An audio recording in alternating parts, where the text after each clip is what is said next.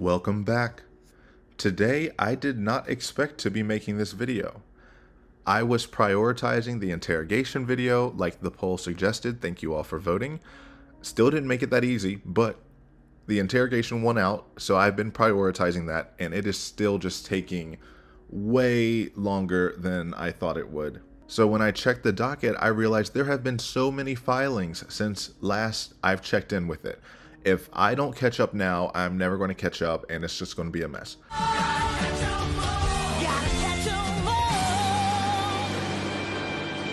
So I have 30 tabs open, and I'm just going to try to read through them. There may not be a ton of commentary on a lot of these because they're pretty repetitive. I just wanted to read them in case I needed to clip them in future videos, pretty much. So let's get into it. All right. Order on state's motion to strike defendant's notice of intent to rely on the defense of battered spouse syndrome, and state's motion in limine, and state's motion for examination by expert, and order on state's motion to strike defendant's amended notice of intent to rely on the defense of battered spouse syndrome. This cause came before the court on September 19th, 2024, on state's motion to strike defendant's notice of intent to rely on the defense of battered spouse syndrome, and state's motion in limine, and state's motion for examination by state expert, defendant's response to state's motion to strike defendant's notice of intent to rely on the defense of battered spouse syndrome, state's motion to strike defendant's amended notice of intent to rely on the defense of battered spouse syndrome, the court, having reviewed the motion, having reviewed the response, having reviewed the amended motion, having reviewed the court file, having considered the authorities and arguments offered by counsel for the state, and having considered the authorities and arguments offered by counsel for the defense, finds as follows. A. This matter is set for trial on October 7th, 2024. See court scheduling, order, and notice of hearings, entered August 5th, 2024. B. On September 6th, 2024, defendant filed that certain notice of intent to rely on the defense of battered spouse syndrome. The notice. C. The notice provides a statement of particulars showing the nature of the defense, battered women syndrome, as a result of physical and psychological abuse the defendant sustained at the hands of the alleged victim, George Torres, and the name and addresses of a witness, Dr. Julie Harper. D. On September 6, 2024, the state filed the motion. E. On September 13th, 2024, defendant filed the response. F. On September 15th, 2024, defendant filed that certain amended notice of intent to rely on the defense of battered spouse syndrome, the amended notice. G. The amended notice, among other things, provides the same statement of particulars showing the nature of the defense as the notice, battered spouse syndrome, as a result of the physical and psychological abuse the defendant sustained at the hands of the alleged victim, George Torres, and the names and addresses of 6 witnesses. H. On September 19th, 2024, the state filed the amended motion. I. The court finds that both the amended motion and the amended notice comply with Florida rules of criminal procedure. J. Medina v. State, State v. Hickson, and Ladd v. State, as relied on by the state, all address exclusion or admissibility of expert testimony on battered spouse syndrome at trial, not pretrial exclusion of expert testimony on battered spouse syndrome. Additionally, Oquendo v. State, review granted, addresses the introduction of battered spouse syndrome evidence, not the pretrial exclusion of same. So this is basically saying that you can only really make these arguments with the cases that you've presented once trial starts and they try to do that. Then you can object and say all of the things you want, and then you can win this argument. But those cases do not talk about where we are right now, which is the pretrial exclusion. So the defense is going to win this on technicality, not because their arguments were better. K. The state relies heavily on Wagner v. State, in Wagner, According to the appellant's testimony, as she bent down to pick up the keys with her left hand, the gun that she was holding in her right hand accidentally discharged. That she, quote, absolutely did not intentionally pull the trigger, and that she was not aiming at anything when the gun went off. The bullet discharged and struck the husband in the lower back. The trial precluded appellant from presenting the battered spouse syndrome evidence at trial. L. At the hearing, no outright evidence of an accident was presented. See defendant's statements outlined in 10 of the amended notice. And that's true. The state did say that she said it was an accident multiple times, but they didn't bring any proof to show Kranek in that moment. I mean, I'm sure they didn't think they would have to, but yeah, he has to go with what the arguments were before him. Although now we know from this most recent hearing, he is going to watch the entire interrogation. So, if they had asked this question after he had watched it, the response would have been different. But just in case the defense missed it, I will replay a clip that I play a lot, but this time I'll speed it up and we'll put some funny chase music behind it. My plan was not to go upstairs and go to sleep. Oh, that's what you did. But not intentional. My intention was not to leave him in there. My intention was not to leave him in there. You asking to come out. I didn't do it intentionally. That was not my intention. That my intention was not what happened. It was not intentional. It was not intentional. Not intentional. I didn't know that this was not in any way, shape, or form. And I was intentional. That's what I did. I didn't intentionally leave this happen. So you guys think that I intentionally. I intentionally did. I intentionally did. Not intentionally. Not intentionally. Not intentionally. I did not intentionally do. But my intent was not to leave. You think that intentional. You think that intentional. Not to leave him. Or intentional. And then I do wrong intentional. That's what I wore. It was intentional. But not intentional. I need you to not intentional. I'm not saying anything else. Intentional. And I just was not intentional. It was not intentional. I taught you. It was not intentional. Which I tried to like. That's my intentional. That's my intentional. Not intentional. So we will see if the defense can make those same arguments after Kranek sees that. Orders and adjudges as follows. 1. The motion and amended motion are granted in part and denied in part. 2. The motion and amended motion are granted in that defendant shall submit to an examination by an expert of the state's choosing. Said examination shall take place no later than September 26, 2024. 3. The motion and amended motion are denied in that the notice and amended notice shall not be stricken. 4. State's request preclude defendant from mentioning battered spouse syndrome in her opening statement is denied. 5. State's request to prevent any mention of battered spouse syndrome until admissible evidence of a justifiable use of deadly force is admitted into evidence at trial, and admissible evidence of battered spouse syndrome is admitted into evidence at trial is denied. Done and ordered in chambers at Orlando County, Florida, this 20th day of September, Michael Kranek. So that was the written order from the September 19th hearing. So we pretty much knew this was going to happen. Because the state is making this argument to strike too early, they're not going to strike it just yet. So they have to wait until trial starts and defense starts to do this, and then they make these objections and then they win. All right, one down, many to go.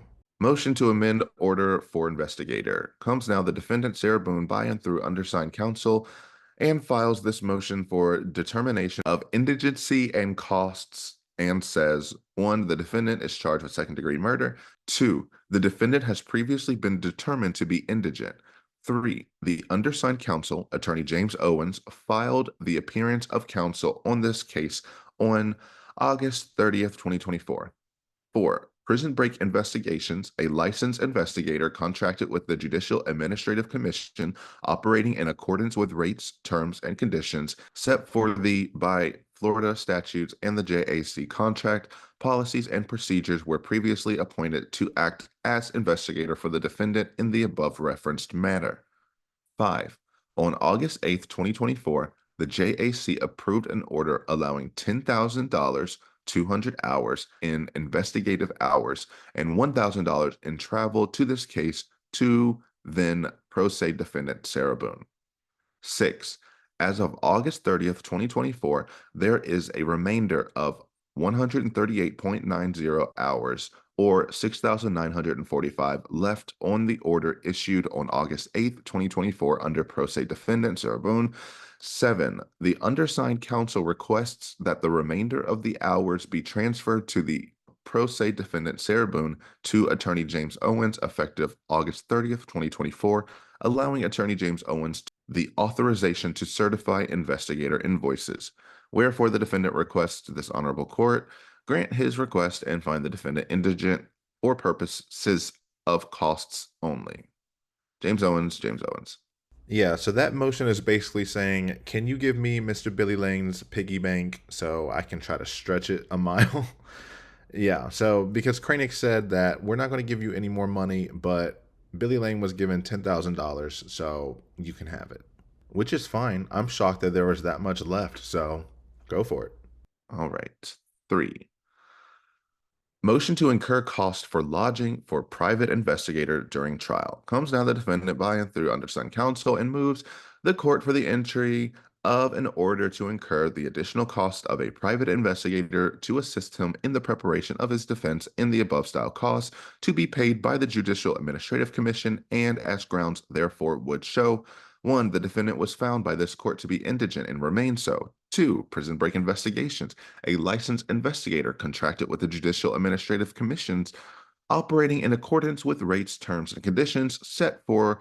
Sometimes I'll start a sentence, and I don't even know where it's going. I just hope I. By Florida statutes and the JAC contract, policies, and procedures, was previously appointed to act as investigator for the defendant in the above referenced manner.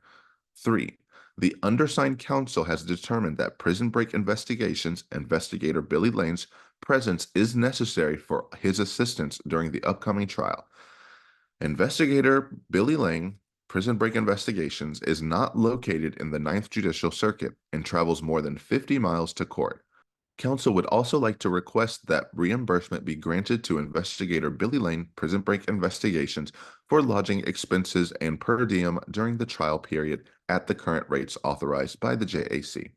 4. The defendant's defense in this manner will be irreparably hampered, and his right to a fair trial and due process of law would be jeopardized if he cannot obtain the services of an investigator to assist him in the preparation of his defense.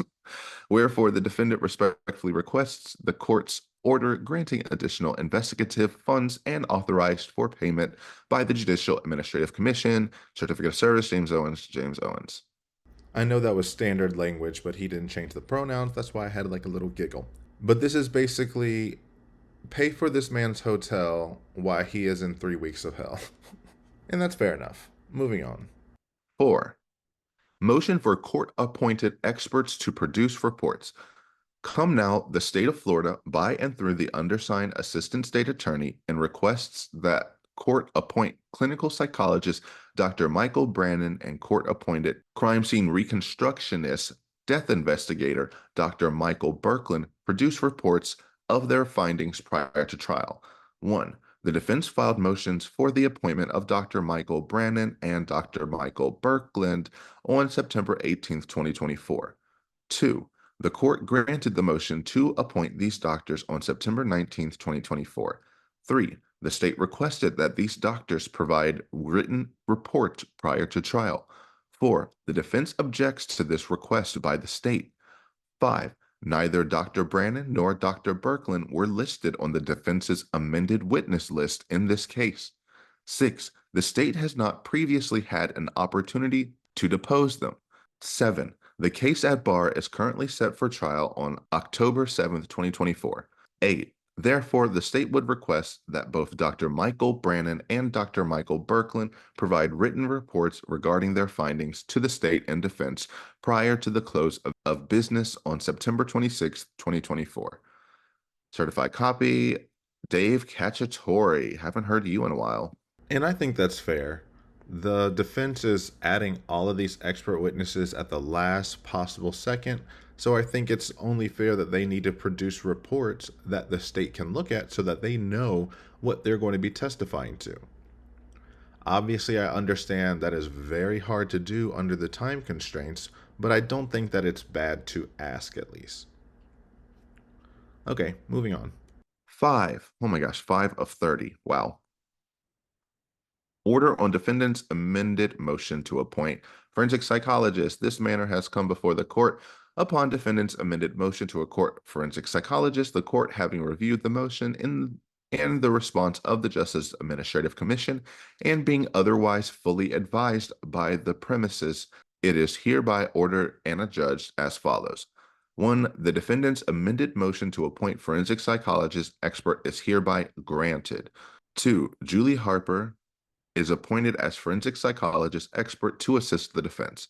3. That Dr. Harper is authorized at a rate of $200 per hour for work and travel time, with an initial cap of $7,500, exclusive and necessary costs allowed by statute. In addition, reasonable coverage for travel and travel-related expenses capped at $2,500. 4. That the Judicial Administrative Commission for the state of Florida is responsible for all costs related to appointed expert and travel expenses of Dr. Harper. 5. The defendant is liable to pay the amount of any due process costs provided to defense as directed by Section 27.52, Section Florida statutes.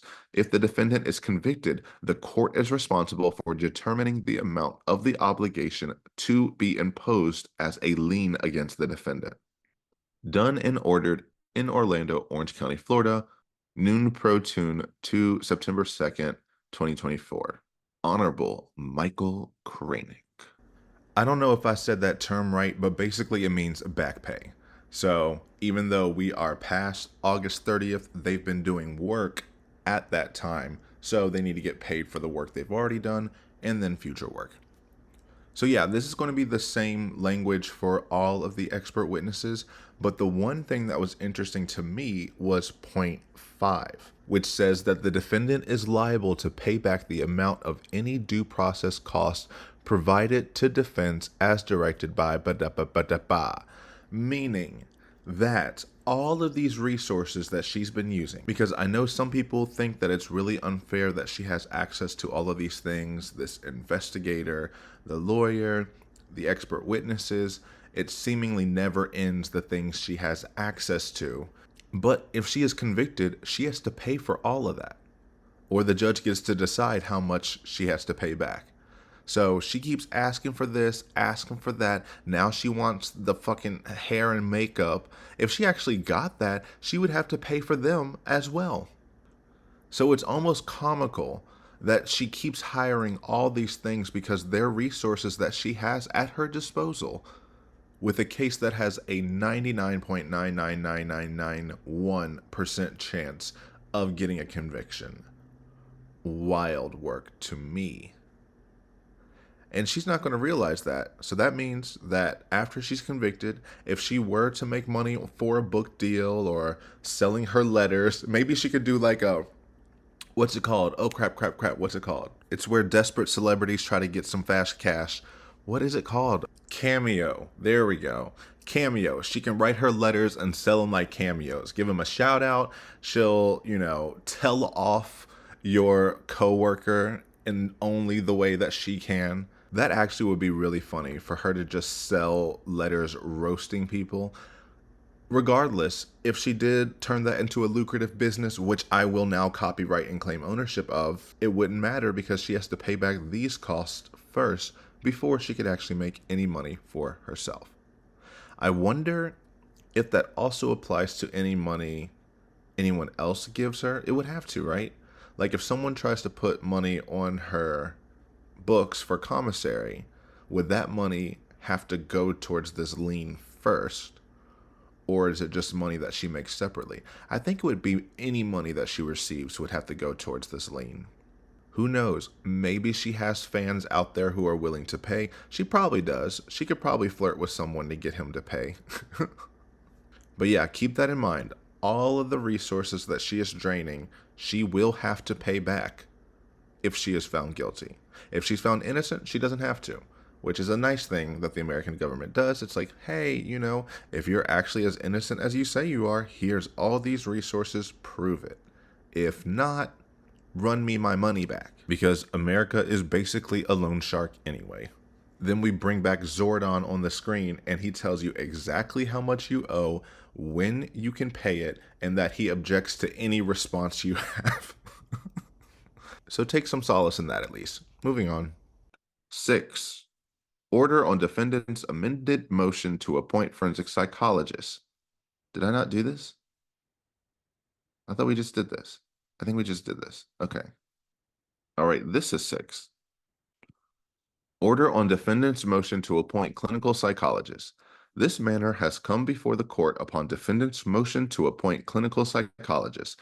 The court, having reviewed the motion and the response of the Judicial Administrative Commission and being otherwise fully advised in the premises, it is hereby ordered and adjudged as follows.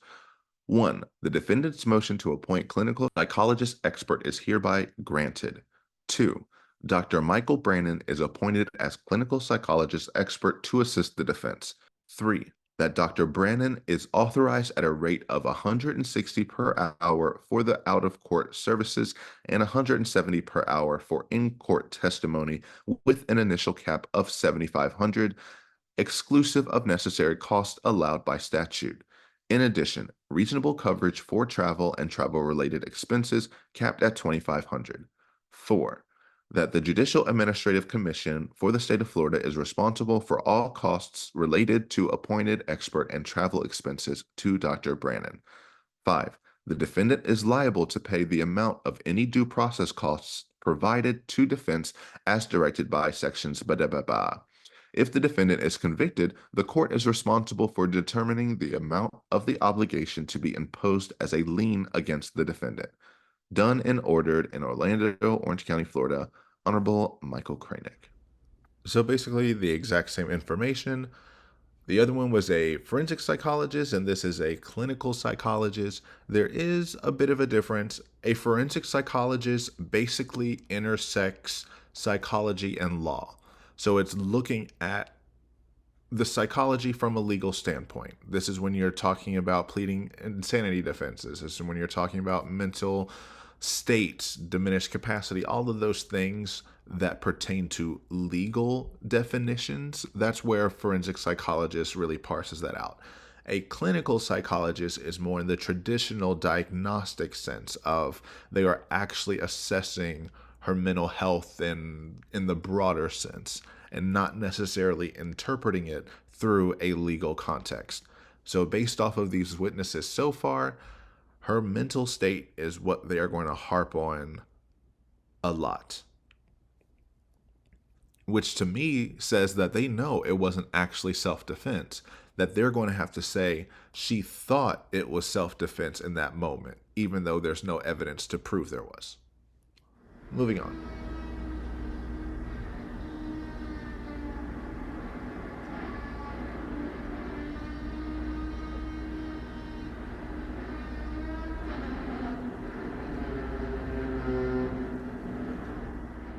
My neighbor's chainsaw was not ready to move on. It was just trying to cut through the lies, and it was having a hard time, but I think we can move on now. 7. Order on defendant's amended motion to appoint crime scene reconstructionist and death investigator. This matter has come before the court upon defendant's amended motion to appoint crime scene reconstructionist and death investigator. The court, having reviewed the motion and the response and the Judicial Administrative Commission and being otherwise fully advised in the premises, it is hereby ordered and adjudged as follows. 1. The defendant's amended motion to appoint crime scene reconstructionist and death investigator expert is hereby granted. 2. Dr. Michael Birkland is appointed as crime scene reconstructionist and death investigator to assist the defense. 3. That Dr. Birkland is authorized at a rate of $200 per hour for 50 hours work, with an initial cap of $10,000 exclusive of necessary costs allowed by statute. In addition, reasonable coverage for travel and travel-related expenses capped at $2,500. 4.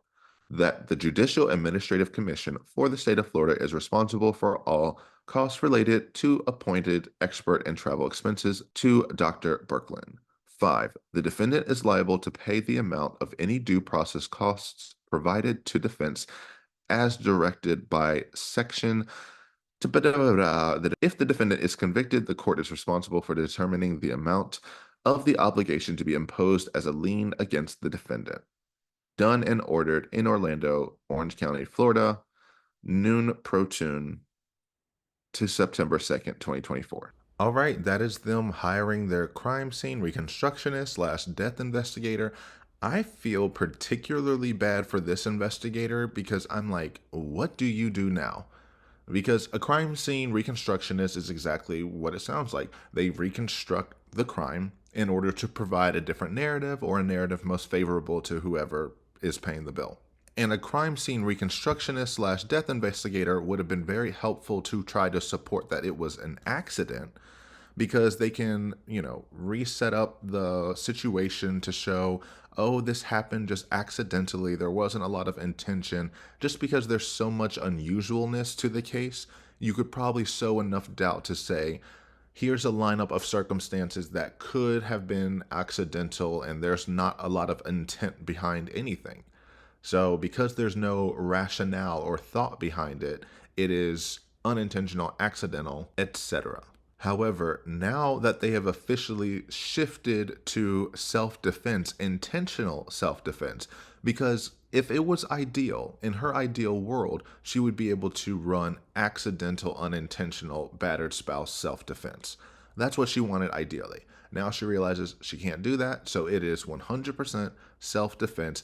How is this crime scene reconstructionist going to reconstruct a scenario where him getting zipped in a suitcase is a defensive move? That him getting all of those injuries are defensive moves. Because she's already admitted she had no injuries from that night. He nor I. Well, he's dead as a result Laid of your hands action. on each other. He is dead as a result of I your understand action. that. So, That's why You two didn't lay hands on each other. No. No. I don't have anything. You're right. He doesn't. Whatever that is, whatever it He is. does. See, this is what happens. It's not fair that you guys, just because he has those, automatically blame it on me. She does not sound like she was afraid for her life to me, which is so bad in her instance. Why? Because when she's called the cops all these other times, she's had little injuries here, little injuries there, and she's made a mountain out of a molehill for them. But now she has absolutely no injuries on her. And she's saying that she was in imminent fear of danger to the point where she had to zip him up, mock him, and watch him die. So how are you going to reconstruct that? How are you going to make that make sense to where the only logical explanation is that this was the outcome in order to protect herself?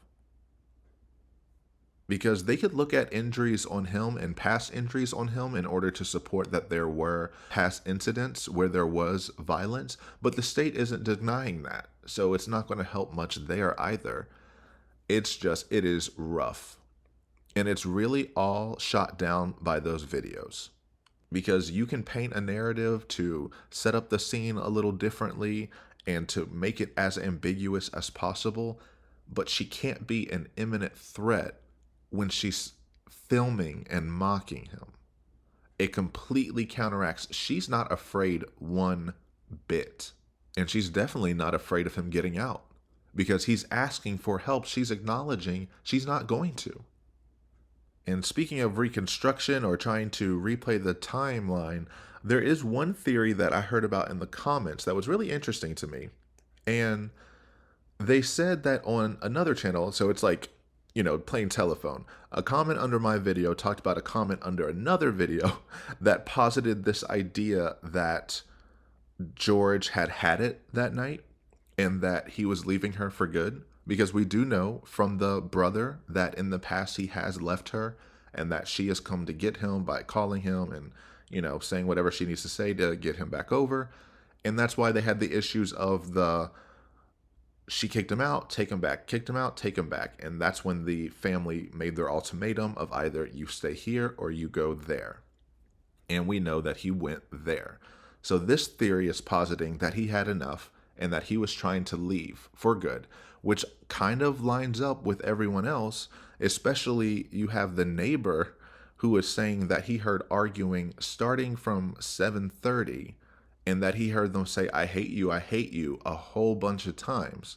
Truthfully, like, Yeah. I didn't hear anything until and before like the whole loud noise and everything. Yeah. I just heard like the normal yelling at the verbal Yeah. yelling and like the whole like arguing. I hate you, blah blah blah. Okay. Whoa, I hate you, I hate you. So it seems like it was a bad night all around. And that could have built up and built up and built up until him saying, I'm leaving for good. And so the theory is he starts packing his things. He's already close to the suitcase because he's packing it. She hits him in the head with the bat, pushes him in the suitcase. She finally has him in there. So it's not this huge struggle to get him in there. It's just more or less positioning his body if he's already that close to the suitcase. The theory continues that she was trying to, I guess, take him downstairs or roll him, and then it may have slipped out of her hands, and that's why it went down so violently loud. And it was literally right next to me, and I've never felt this before.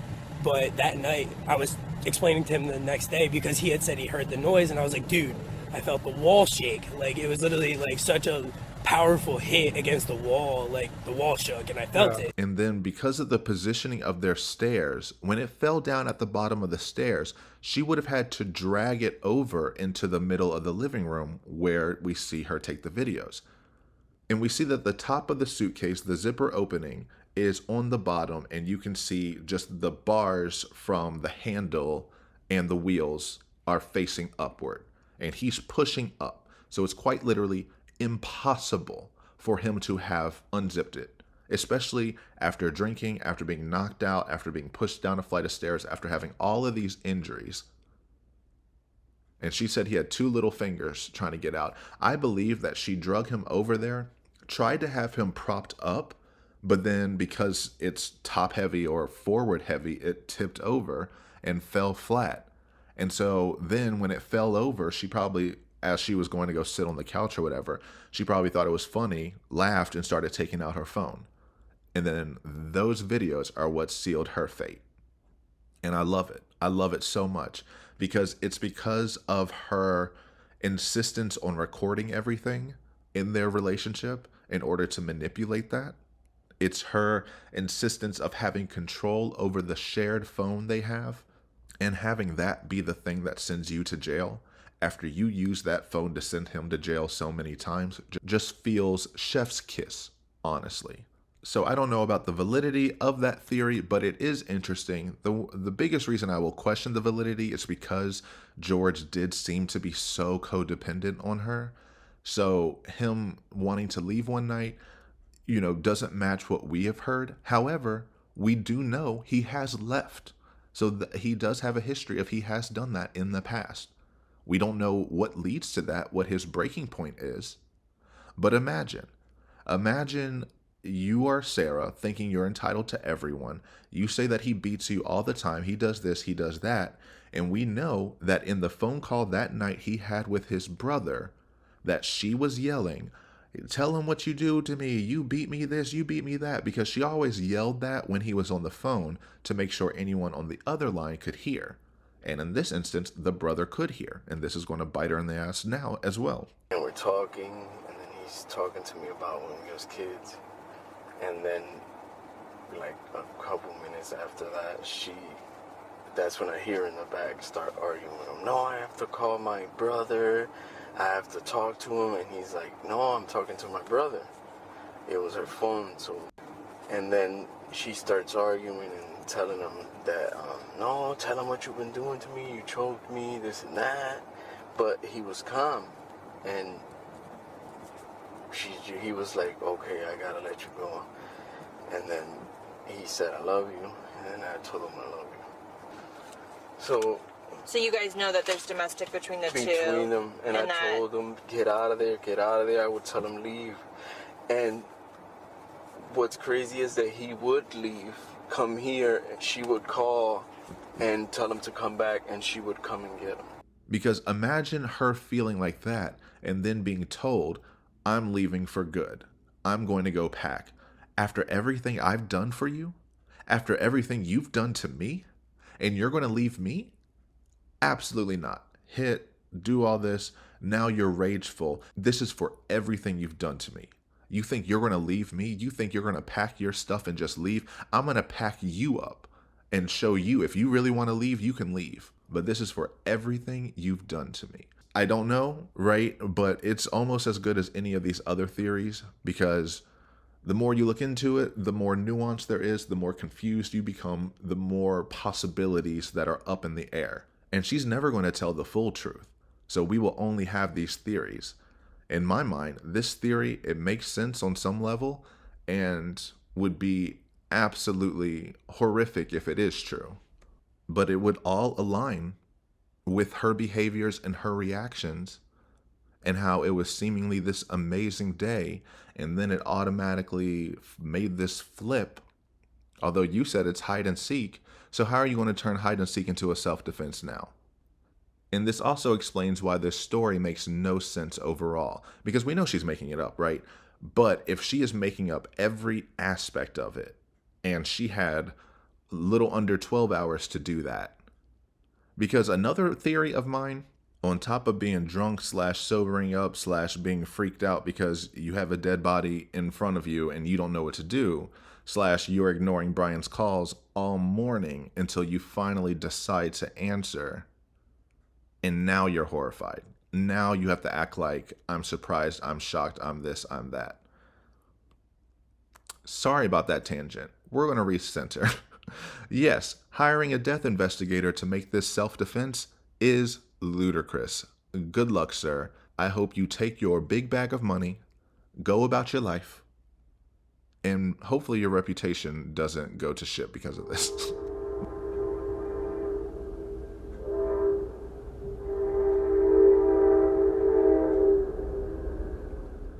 Train may not be as optimistic about your future as I am. Moving on. 8. Notice of supplemental discovery. Comes now the state of Florida by and through the undersigned Assistant State Attorney, and hereby makes the following information available to the defense and states as follows. 1.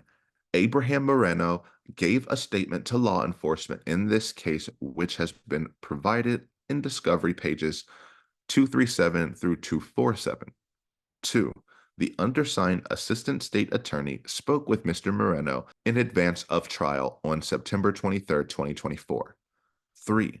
Mr. Moreno indicated at this ASA that the defendant was stating that what happened was an accident on the day of the murder.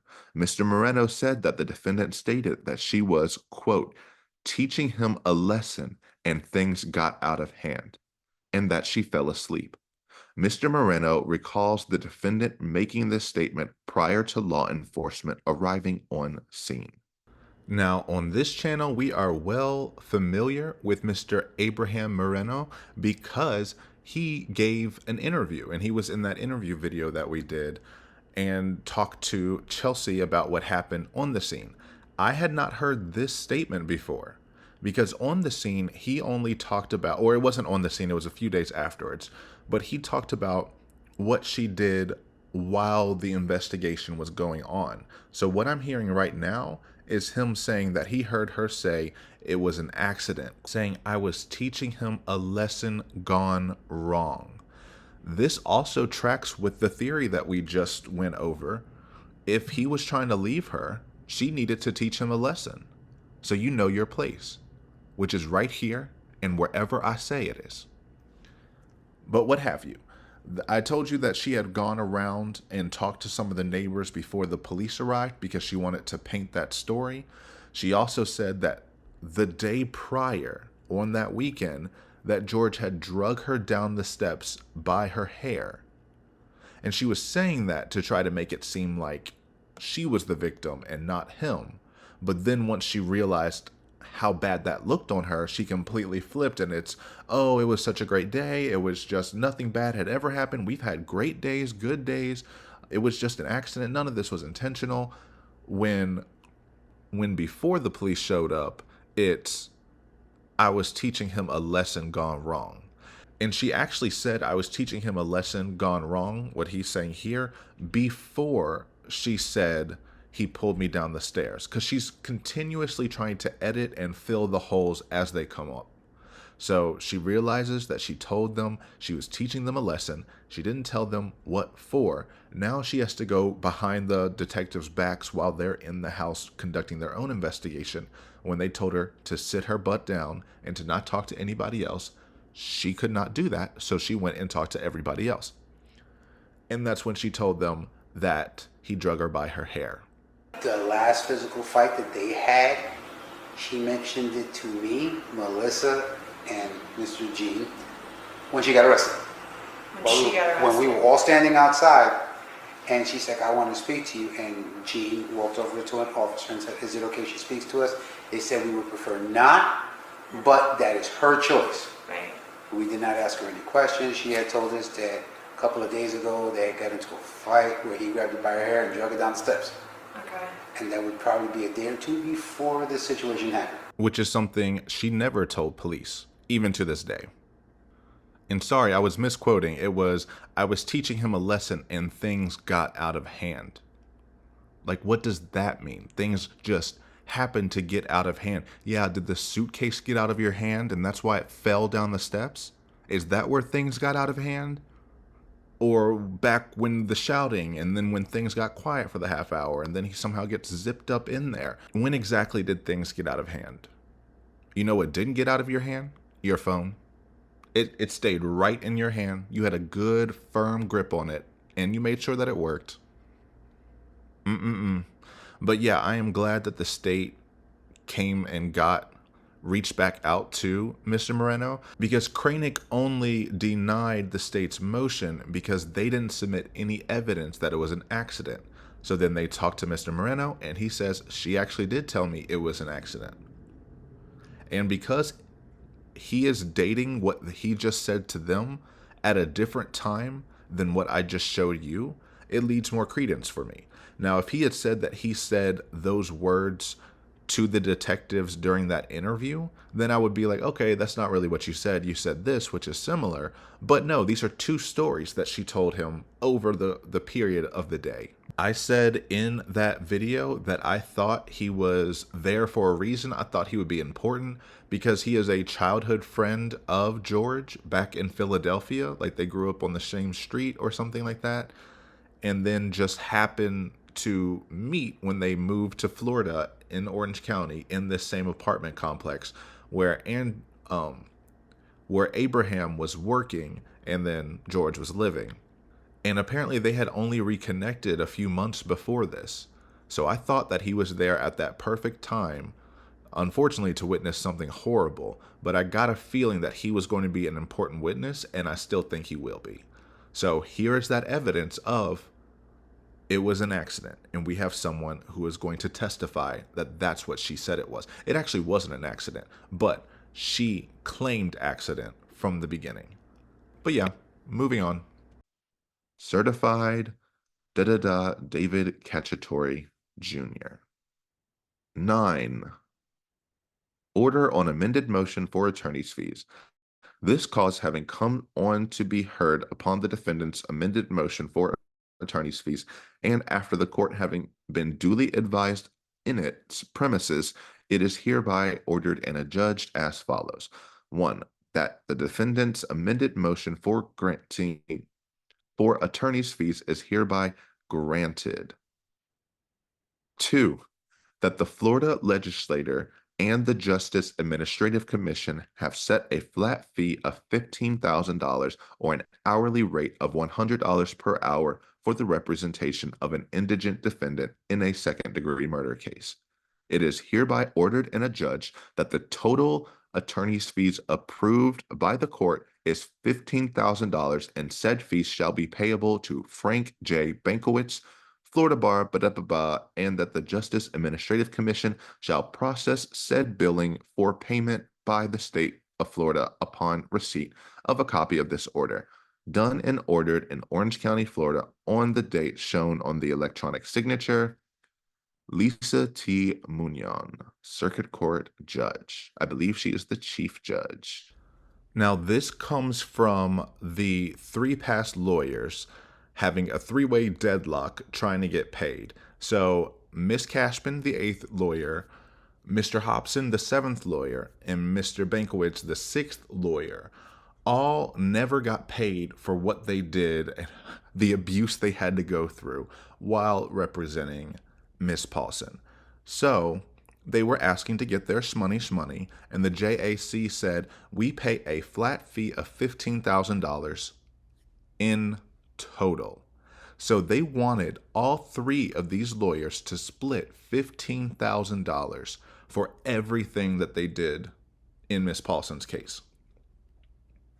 Hell no. I would never accept that. I'd be taking you to court too, being like, we have to talk to the judge because what I need my coin ran to me. Sprinted.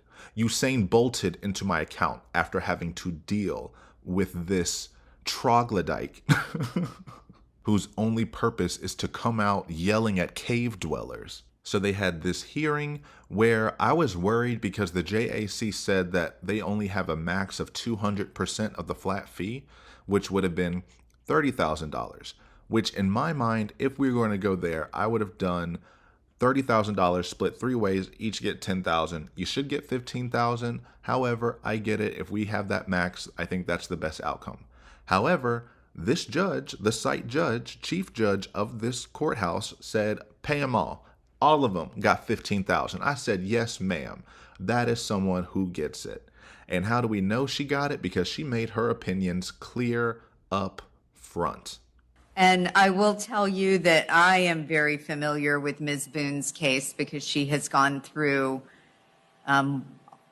many attorneys and has, according to Judge Kranick's order, sabotaged those relationships. And accordingly, attorneys needed to withdraw and new attorneys were appointed.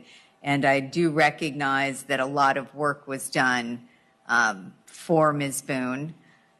So we will start with Mr. Bankowitz, then move to Mr. Hobson, and then to Ms. Cashman.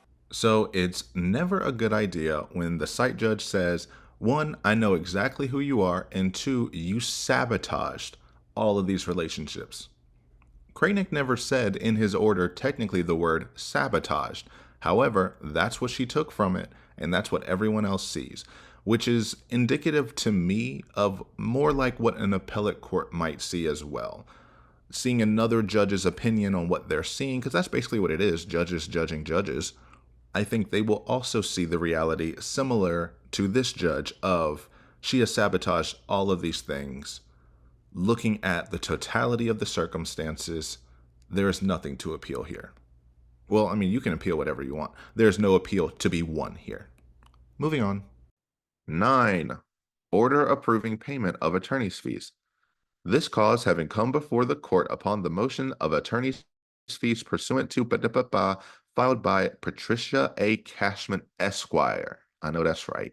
For representation of Sarah Boone, an indigent person in the above entitled cause, in the court having reviewed the motion, the billing, and the response submitted by the Judicial Administrative Commission, finds that the fees as set forth below are appropriate and reasonable, and that unusual and extraordinary time and efforts took place. Therefore, it is hereby ordered and adjudged that the amount of $15,000 in attorney's fees and $1,800 in reimbursable costs is hereby approved for Patricia A. Cashman, Esquire, and that the Judicial Administrative Commission shall process said billing or payment by the state of Florida upon receipt of a copy of this order, done and ordered in Orange County, Florida, on the date shown in electronic signature, Lisa Muñoz, Chief Judge. And this is Miss Cashman getting her money. I thought that they would use like a template and that everyone would have basically the same language, but that doesn't appear to be the case. It seemed like all 3 of them were given the option to just draft it up themselves and that she would sign it. So I'm like, why are there all these variations? But I think that's why. Moving on. Order approving reasonable attorney's fees. This manner having come before the court on motion to set reasonable attorney's fees pursuant to filed by attorney Winston E. Hobson, Esquire, for representation of Ms.Sarah Boone, an indigent person, in the above entitled cause. And this court having reviewed the motion, the billing, and the objection of the Judicial Administrative Commission, JAC, to compensation exceeding the statutory limit, set forth in section fines. 1. The fees as set forth below are appropriate and reasonable. And 2, that the fees are incurred as the result of representation in this case, which is unusual and extraordinary, and therefore merits compensation exceeding the statutory limit in accordance with Macomb v. Martin County. 3, that 200% of the flat rate for all the attorneys in this case would be confiscatory. Therefore, counsel is to be paid at a rate of $15,000 for the case in issue for 200 hours of billable work. 4, because of the length of representation in this case of multiple attorneys appointed, the volume of discovery, the witnesses, the depositions that had to be taken or reviewed, and the complexity of issues, counsel is seeking the flat fee. The case involved voluminous pages of discovery, numerous photographs, numerous videos, numerous hours of recorded statements from defendant and several witnesses, hours of jail visits with the defendant, numerous videos of the alleged criminal episode, review of expert witness material, tremendous number of letters from the defendant, reviewed and researched of issues, numerous conferences with the investigator and expert witnesses. Therefore, it is hereby ordered and adjudged that the amount of $15,000 for attorney fees is hereby approved for, and that the Judicial Administrative Commission, JAC, shall process said billing for payment by the state of Florida upon receipt of a copy of this order, done and ordered in Orange County, Florida, on the date shown on the electronic signature, Lisa T. Muñoz, Chief Circuit Judge. Hobson's appeared to be the most detailed and even had some case law in it. Good for you. But yeah, he just let it all out. I had to do all this stuff. I had to surf through all this stuff and the letters that she would send incessantly. Because we only see the letters that got sent to the judge, not how many letters she wrote to the attorneys themselves. I made a joke in the past of all she did was write letters, but literally, that had to be 90% of the things she did every day was write a letter to someone, complaining and yelling at them. But yeah, I'm glad he got his money because the JAC tries to play some games. And I found out, or like I listened to the hearing a little more, where he said those caps that we keep seeing, those $3,000 caps, come from the JAC's standards in like 2007 and that they haven't changed them. However, they don't really object if people go past that. So the reason that we keep seeing him say, we choose not to be at the hearing, is because they're not actually objecting to it. They understand if the judge goes over that, that's okay. But they have to object in their emails and their official responses because it goes over the cap that they have had set for over 10, 15 years that they haven't changed that. Wild. But yeah, I'm glad they all got their money because the JAC will hold that checkbook like, hide the money, y'all. There's poor people around. With your broke ass. Moving on. Notice of supplemental discovery. Comes now the state of Florida by and through the undersigned assistant state attorney and hereby makes the following information available to the defense and states as follows. BWC videos from Orange County case. State of Florida v. Sarah. Copies of items listed available for copy upon request with blank disc. Certificate of service, Dave Cacciatore. They gave her some body cam footage. Good for her. Moving on. Amended notice, I think last one was 11. 12. Amended notice of taking depositions, change in location. 2. James Sullivan, Kevin T. Beck, Tony L. Henderson. Please take notice. The date of October 1st. Time 10 a.m. Witness Julie Harper. Said depositions will be taken at the state attorney's office, which office has herefore been designated by the court as a branch of the courthouse for purposes of taking depositions or as agreed to by both parties. Said depositions will be taken before an official court reporter of the court for his designee from Marge Reader Court Reporter, Inc. I certify Dave Cacciatore. Who is Andrew Asher Bain, State Attorney, 9th Judicial Circuit, Florida? Who knows? I'm guessing that guy is the actual state attorney since Mr. J and Mr. Cacciatore are both assistant state attorneys. So he showed up on that paper for some reason. I don't know. It'd be fun to see him, but I don't think he's actually involved in this case. Moving on.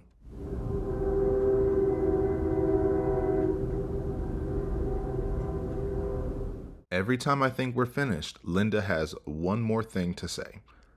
But, speak your truth. All right, something juicy. Number 13. Motion to suppress defendant statements at OCSO. Comes now the defendant, by and through the undersigned attorney, pursuant to Rule Florida Rules of Criminal Procedure, the 5th and 6th Amendments of the United States Constitution, and Article 1, Section 9 of the Florida Constitution, and respectfully moves the court to suppress all statements made by the defendant during her interrogation at the Orange County Sheriff's Office and in support thereof, states as follows. 1. The defendant, Sarah Boone, is charged by way of information with a single count of second-degree murder. 2. On or about February 22nd, 2020, the defendant called 911 in response to finding her boyfriend, George, deceased. Debatable. 3. Deputy Kayla Rodriguez of the Orange County's Sheriff's Office arrived on scene with her body cam activated. Deputy Rodriguez spoke to the defendant and realized a death had occurred. Deputy Rodriguez advised her superiors and secured the scene. 4. Sometime later, homicide investigators Chelsea Connolly, aka Chelsea Copsell, and Scott Lowen arrived. These two investigators would ultimately be responsible for this homicide investigation and were involved in the interrogation of the defendant at the OCSO the next day. 5.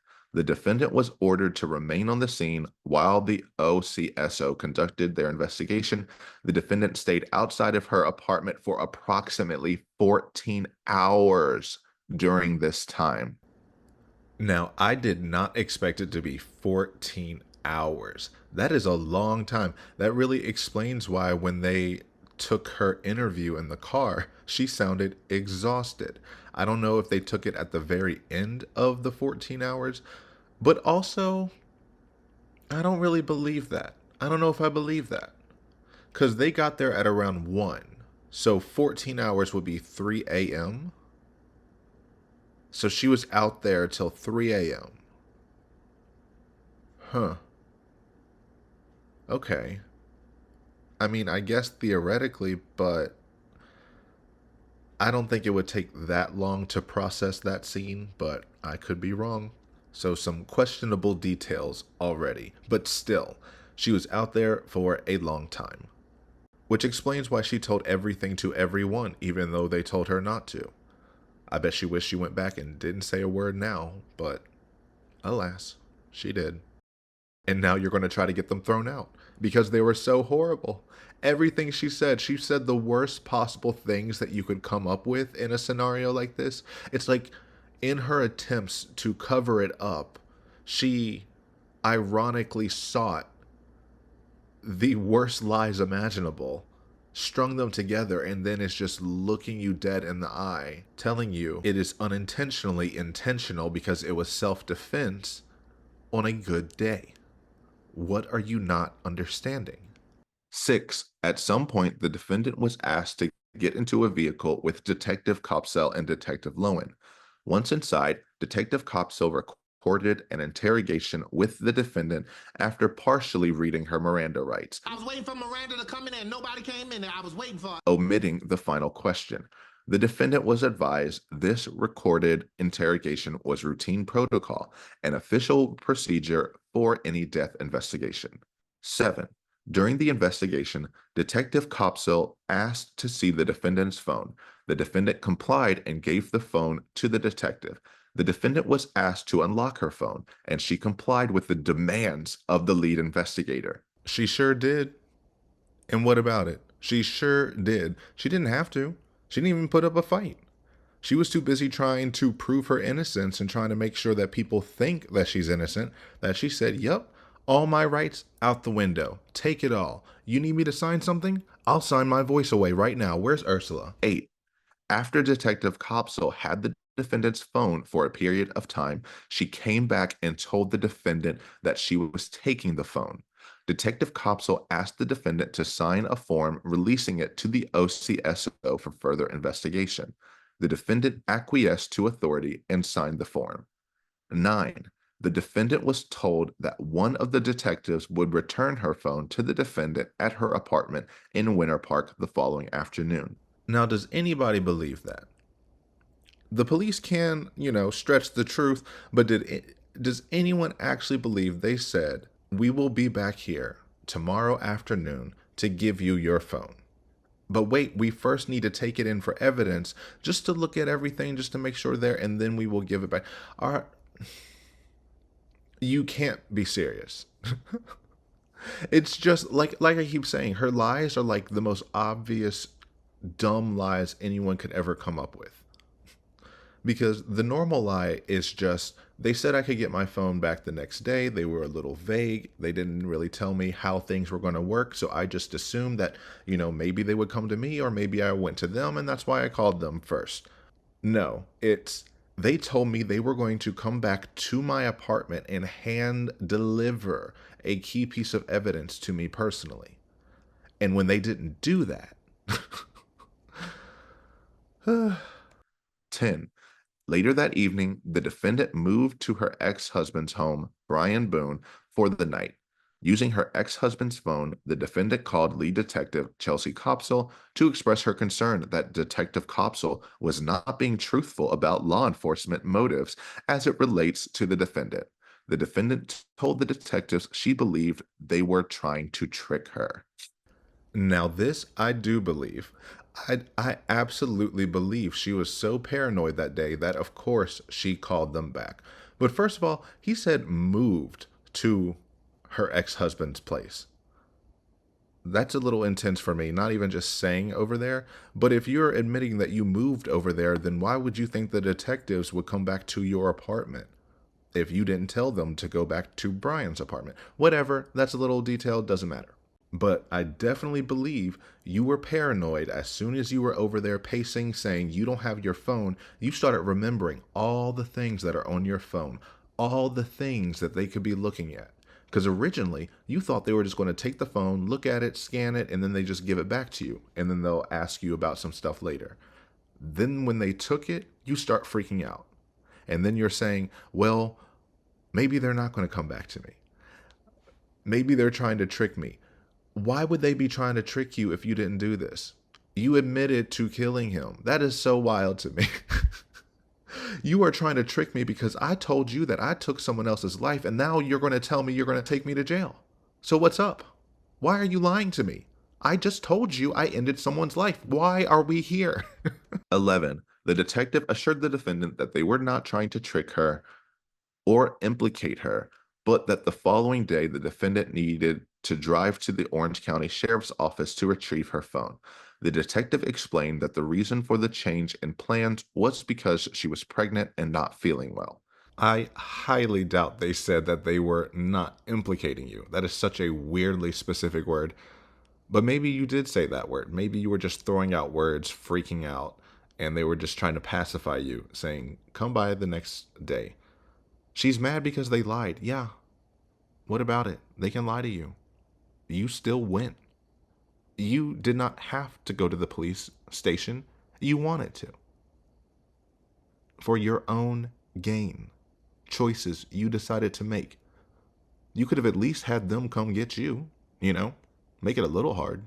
12. The next day, February 25th, 2020, the defendant arrived at the OCSO to retrieve her phone and had questions about this tragic event. Tragic event? As though this was just something you sell tickets to? As though this was just some popular occurrence, some anomaly that drew attention, just an event, a tragic event? No. Someone died. That never seems to have sunk in with you, at least not enough for you to change your behaviors or take any responsibility, but it's just reckless wording like this that just trivializes the whole thing, and it just comes off as devaluing the person's death again and again and again. And it's because you're trying to paint them as bad. We get that, but it just makes you look deplorable. If you were innocent, then it'd be fine, but you know you're not. And so it's never going to look good for you to continually undercut the seriousness of what she's done. 13. While still under the impression that she was retrieving her phone, Detective Lowen led the defendant upstairs into an interrogation room.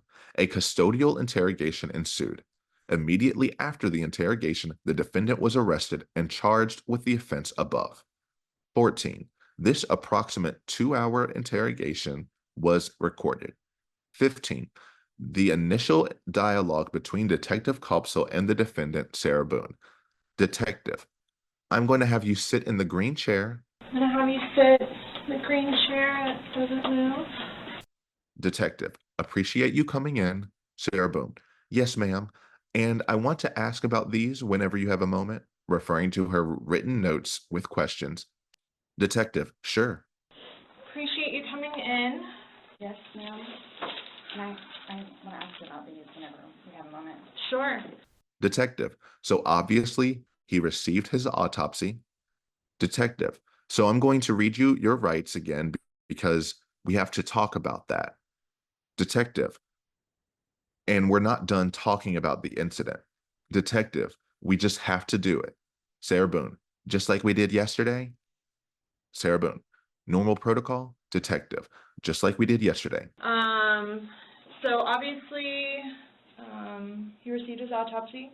So I'm going to read you your rights again because we have to talk about that. And since I'm talking about the incident, we just have to do it, just like we did yesterday. Protocol? Just like we did yesterday. Remember I read you the rights? Your rights? Yeah. So it's the exact same thing, but since I'm asking you follow-up questions, I need to read them to you, okay? Sure. Detective: Remember I read you your rights? Detective: Yeah, it's the exact same thing, but since I'm asking you follow-up questions, I need to read them to you, okay? Detective: So you have the right to remain silent. Anything you say may be used against you in court. You have the right to talk to a lawyer before and during questioning without charge. If you cannot afford a lawyer and want one, one can be provided for you before questioning without charge. Has anyone threatened you or promised you anything to get you to talk to me? Sarah Boone: No. Detective: And do you understand what I just read you? Sarah Boone: Yes. Detective: Perfect. Okay. Detective: So this morning we went to his autopsy and we were informed of some injuries he had by the doctor. Defendant: Where? Detective: So he's got scratch marks on his back. Interesting place to cut it. Yeah, you wanted to make sure that you stopped at scratch marks because you didn't want him to bring up the other injuries that are in there. But that's okay. But you see, the side by side, he did get some words wrong and omitted some words, which I'm like, if you're going to quote the video, why would you not take the time to quote it absolutely accurately? Because you want to dramify it and make it look one way than it isn't, especially, which is weird because you know Kranek is going to see this now. Like, you're not going to just quote something to him and he's not going to look at it. 16. The interrogation continued for approximately 2 hours. At the end, while still in the interrogation room, the defendant was placed in handcuffs and arrested. 17. The detective read the defendant her Miranda rights I was waiting for Miranda to come in and nobody came in. directly from the printed card of the OCSO. The detective omitted the final question printed on the standardized Miranda card of the Orange County Sheriff's Office. 18. The detective omitted the same Miranda rights question that she omitted the day before. 19. The omitted final Miranda rights question is, having these rights in mind, do you wish to talk to us? 20. The defense has yet to receive a true and accurate copy of the Miranda rights card from the Orange County Sheriff's Office. 21. Upon information and belief, it would look something like this. Miranda warning. 1, you have the right to remain silent. 2, anything you say can and will be used against you in a court of law. 3, you have the right to talk to a lawyer and have him present with you while you are being questioned. 4, if you cannot afford to hire a lawyer, one will be appointed to represent you before any questioning if you wish.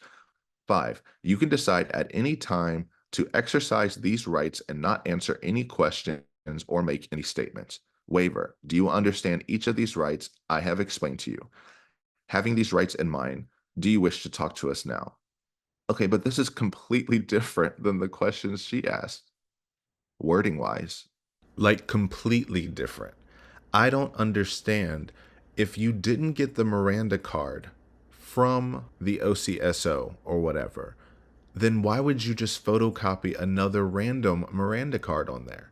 Those words, none of those words are the words that Chelsea said, because the Miranda cards, like they say, there aren't no, quote, magic words. You don't have to say the exact same things. You just have to let people know their rights. You can do it in a variety of different ways. So all the Miranda cards are not going to look the same. Why would you not find one that has the exact same wording? This doesn't even have the questioning about the, were you threatened or promised anything to talk with me? Which does not substitute itself as the waiver. I get that, but it is completely different wording. It's just so weird to me. Is it weird to anyone else? Like, this is what she said. All right, so you have the right to remain silent. Anything you say may be used against you in court. You have the right to talk to a lawyer before and during questioning without charge. If you cannot afford a lawyer and want one, one can be provided for you before questioning without charge.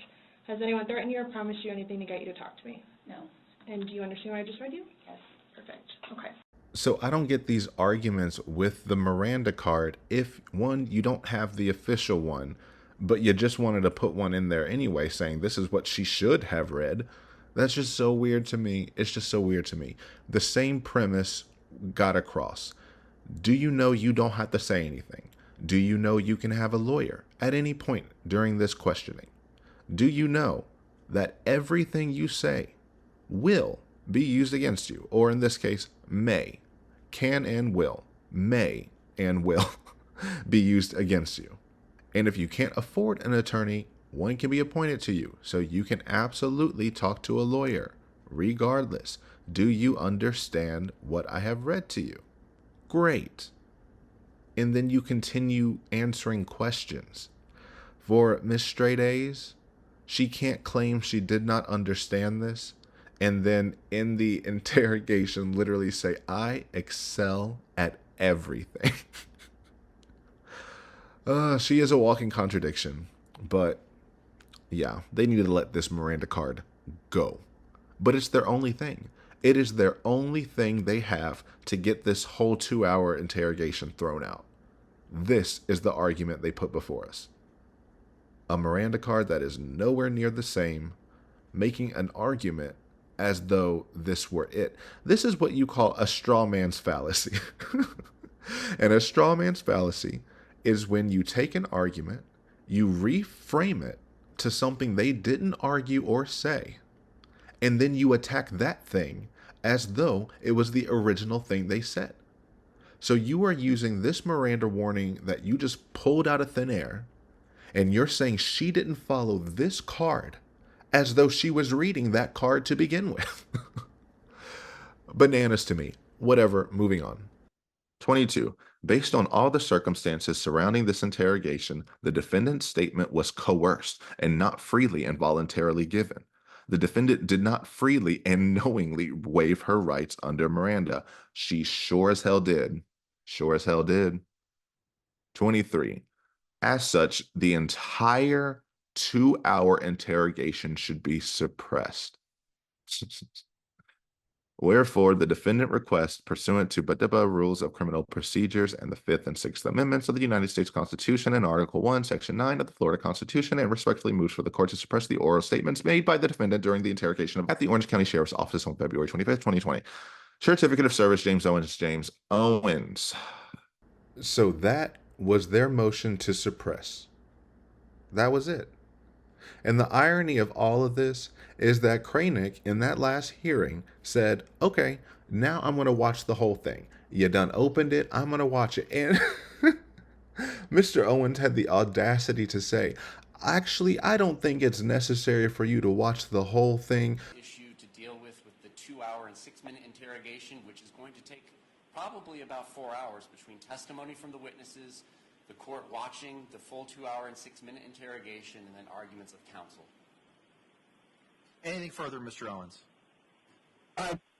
Dealing with my motion to suppress statements, I don't think it's going to be necessary for you to watch the 2-hour and 6-minute interrogation on that issue about whether or not the court should vote my motion. He literally just said, I don't think it's necessary. Plain, take it away. Exactly. He said, I don't think it's necessary for you to watch the whole 2-hour and 6-minute interrogation in order to something my motion. Your motion is to suppress all of it. What are you talking about? You didn't give him timestamps. Look at this to this. I would like to exclude this. Look at this to this. I would like to exclude that.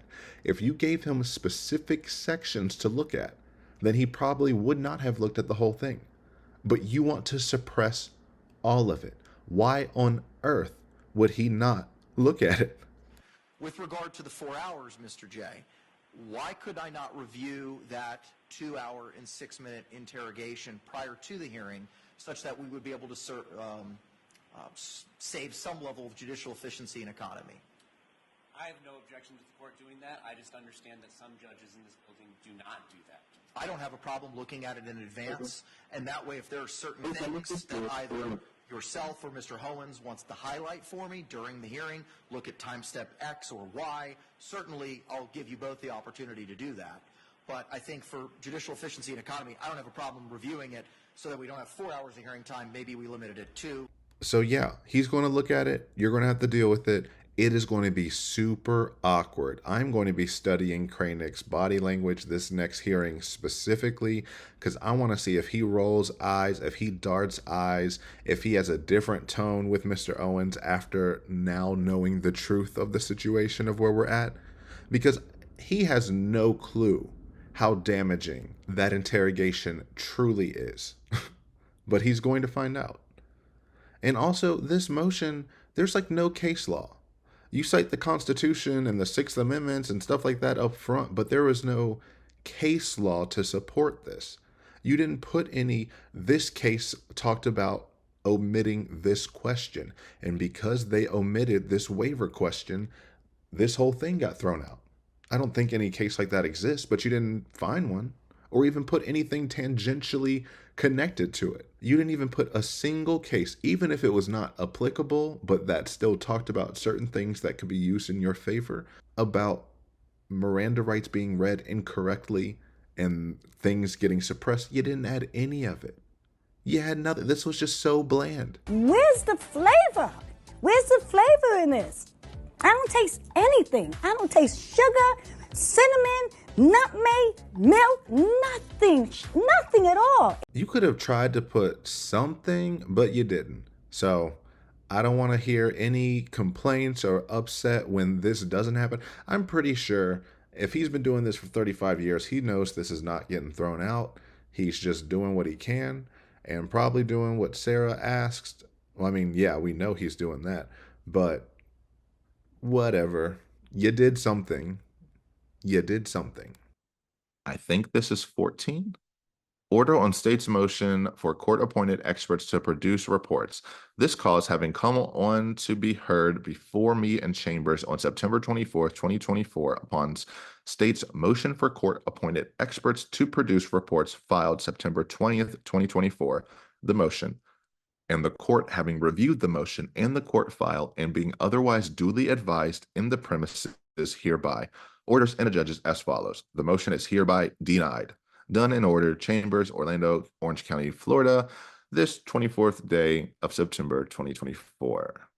Honestly, I was shocked at first when he denied this because it's just so simple. However, I remember in the state's motion, they said they want the reports by the 26th, which would have been 2 days after this response.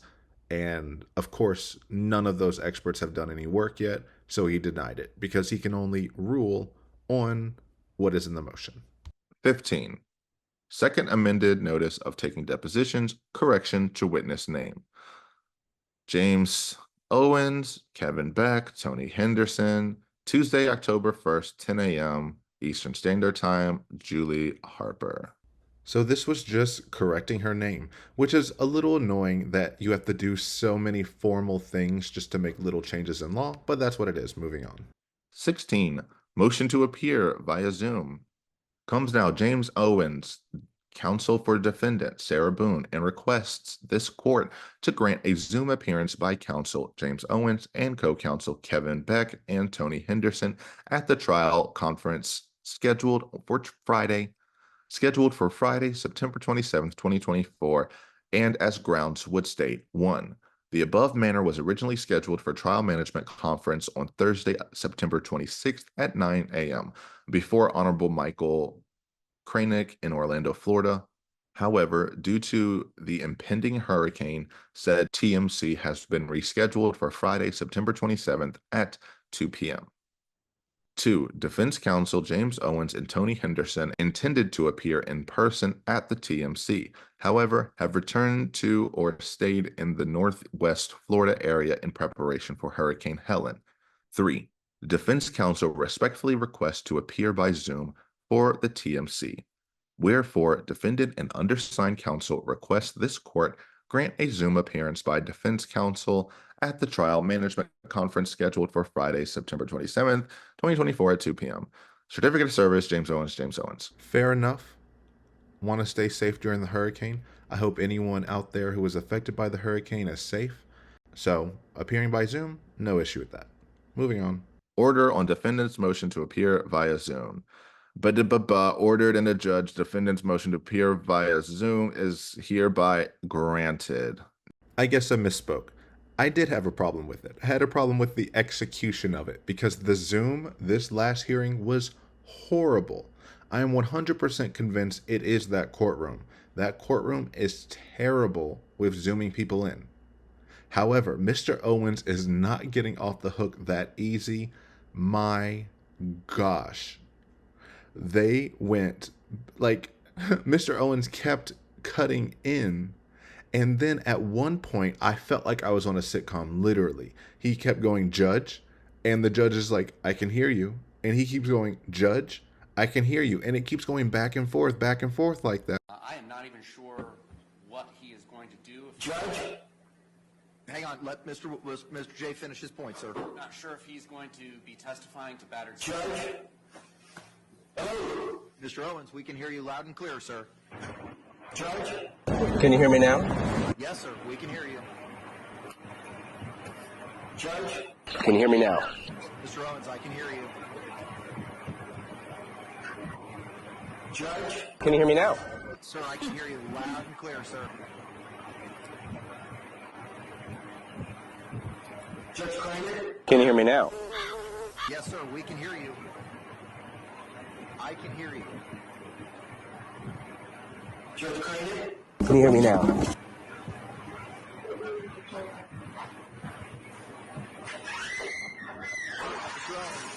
Can you hear me now? I can hear you, sir. Judge Kramer? Can you hear me now? I can hear you. I can't hear you. I can't hear you. And it just kept going on. I had to cut it because I ran out of clips, but wow, it was so comical. I feel so bad for him because I know he just went back at the end of the day and watched that like... Are you not ashamed of yourself? Are you not embarrassed? This is really embarrassing. Dang. Which I'm like, come on. If you don't get the response after the first 2 or 3 times, let it go until you can fix it. Like, I don't know. The idea of doing that again and again and again and again for minutes on end. Mind-blowing to me.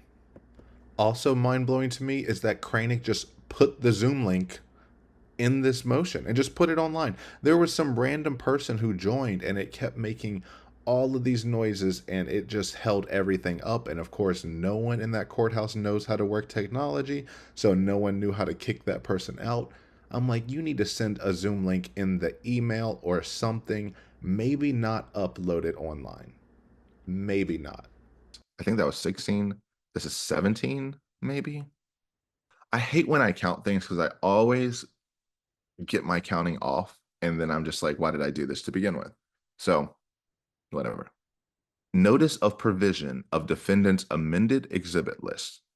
Comes now the defendant by and through the undersigned counsel and files this notice of provision of amended exhibit list, certifying that on the date of filing this notice of provision of defendant's amended exhibit list, the undersigned counsel will electronically serve at the end of the day upon the office of the state attorney a list of exhibits known to the defendant that may be relevant to any offense charged or any defense thereto, or to any similar fact evidence to be presented at trial under section Florida statutes that were discovered subsequent to compliance with rule certificate of service, James Owens. So they just updated their exhibit list, but I don't think we have their exhibit list, or at least not the updated one. So I think we got a glimpse at the state's digital exhibit list, which were just the 9 things, but I don't think we have the full exhibit list from either side, which makes sense. 18, maybe? I don't know. Notice of provision of defendant's second amended witness list. Comes now the defendant by and through undersigned counsel and files this notice of provision of defendant's second amended witness list, certifying that on the date of filing the notice of provision of defendant's second amended witness list, the undersigned counsel will electronically serve at the end of the day upon the office of the state attorney a list of names and addresses of persons known to the defendant to have information that may be relevant to any offense charge or any defense thereto, or to any similar fact evidence to be presented at trial under section Florida statutes that were discovered subsequent to the compliance with the rule certificate of service, James Owens. Sorry about that.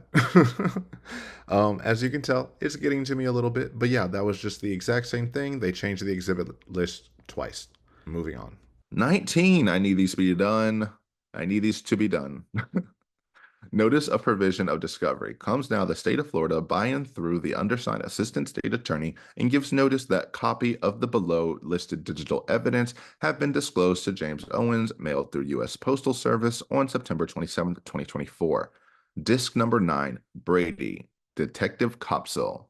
Certified William Robert J. Now, this is what the defense is going to try to use to undermine Chelsea's credibility, authority, whatever, yada, yada, yada. They're going to paint her as a villain on trial. So that'll be an interesting testimony and cross-examination to see. However, she was on the Brady list, and the Brady list, for anyone who doesn't know, is basically a list the prosecutor or the state has of law enforcement who aren't on the up and up. They may have done something a little shady that they need to be investigated for. And so there's this list, and then you can look into it and figure out why they were on it. Chelsea, on the other hand, has been exonerated from her Brady list. Apparently, it was like for a warrant for some case, she put down witnesses when she had only done something with one witness. So she put multiple witnesses instead of just the word witness. It seems like she makes, a clerical error here and there, so it doesn't seem like that's uncommon. However, the judge said that regardless of it being witnesses or a witness, they would have still signed the warrant. So in the end of the day, it was inconsequential, and she was removed from the Brady list. But they will definitely try to run that into the ground, for sure. Moving on. This is 20, I believe. 20, something juicy.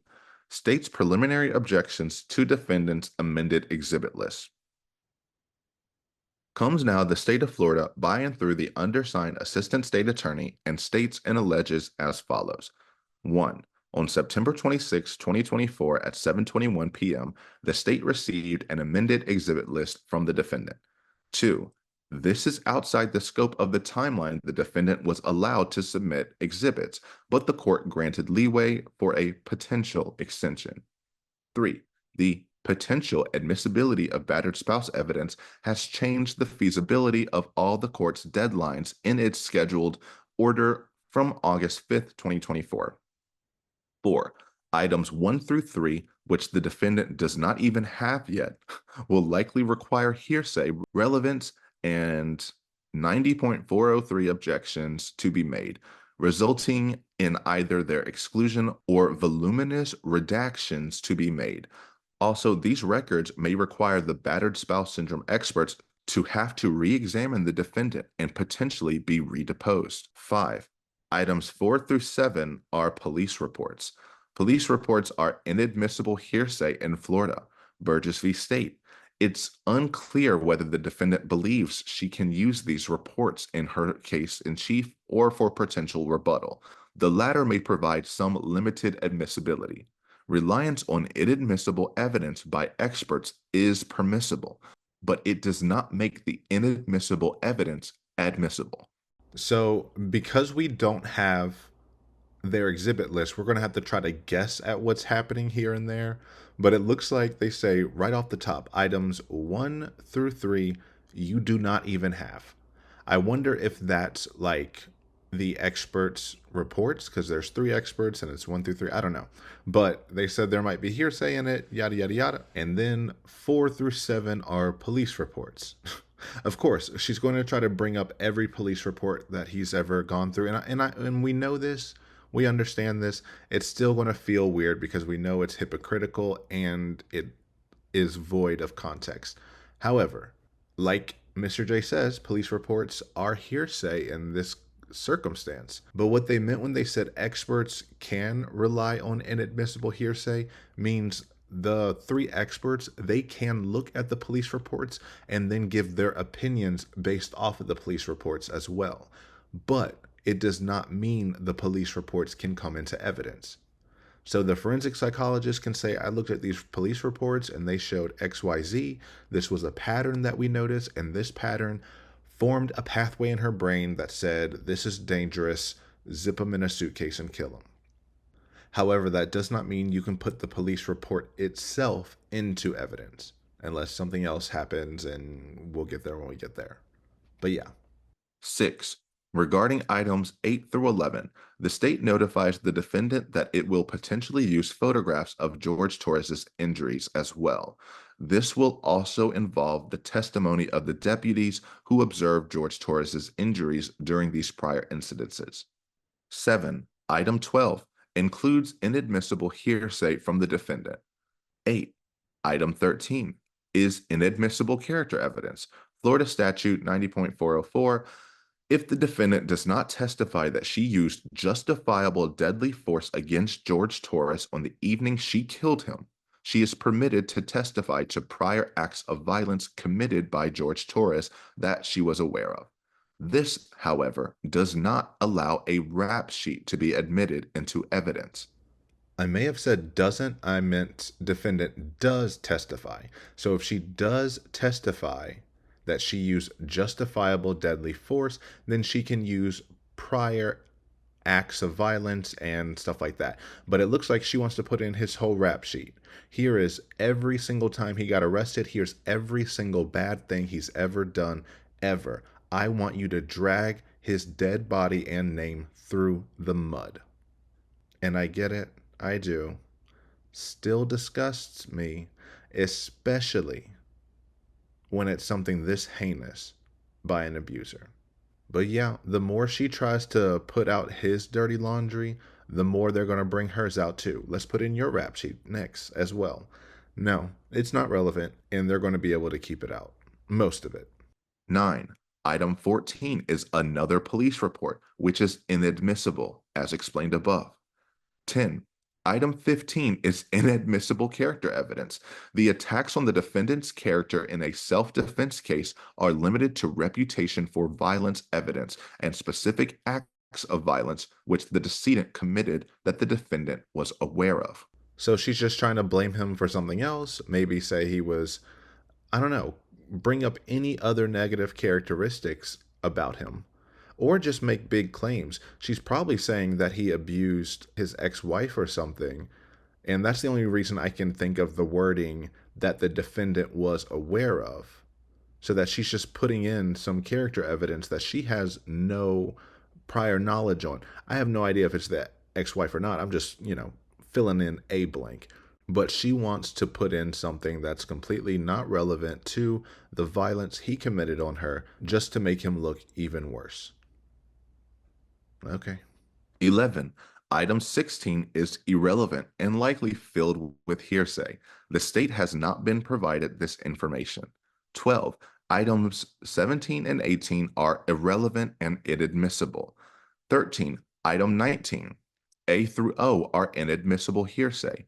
In the 911 calls, the undersigned has heard from June 18th, 2019 and September 4th, 2019, the defendant makes it clear to the dispatcher that it is not an emergency, and these statements are not excited utterances. They are merely inadmissible, self-serving hearsay.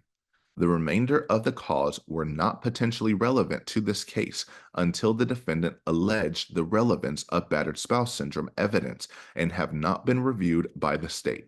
So it looks like she wants to put in her 911 calls from 2 past incidences where she probably said something like she was fighting for her life. That is what she said. She said she was fighting for her life. He attacked her. He this, he that. Yada, yada, yada. But she can't enter those because they are hearsay. That's why he also brought out that on those phone calls, she said it is, quote, not an emergency. I will say she has done that multiple times where she will say it's not an emergency. She will say there's no weapons in the house because she doesn't want them to go in with any deadly force or anything like that. Now, you want to reframe those as I was fighting for my life. I needed the police there at all cost. So you're trying to get those phone calls to add to this farce of battered spouse syndrome.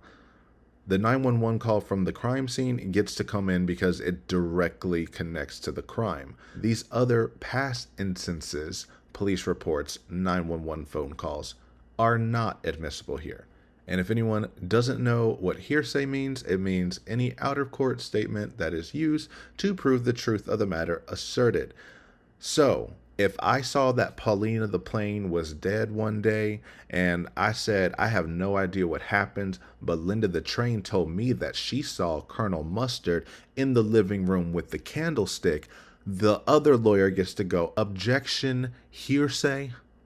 If you want to say what Linda said, we need to get Linda on the stand and she can say it herself. Because that was a statement made out of court and you are using it to prove the truth of the matter asserted. Meaning, Colonel Mustard did kill my plane in the living room with a candlestick.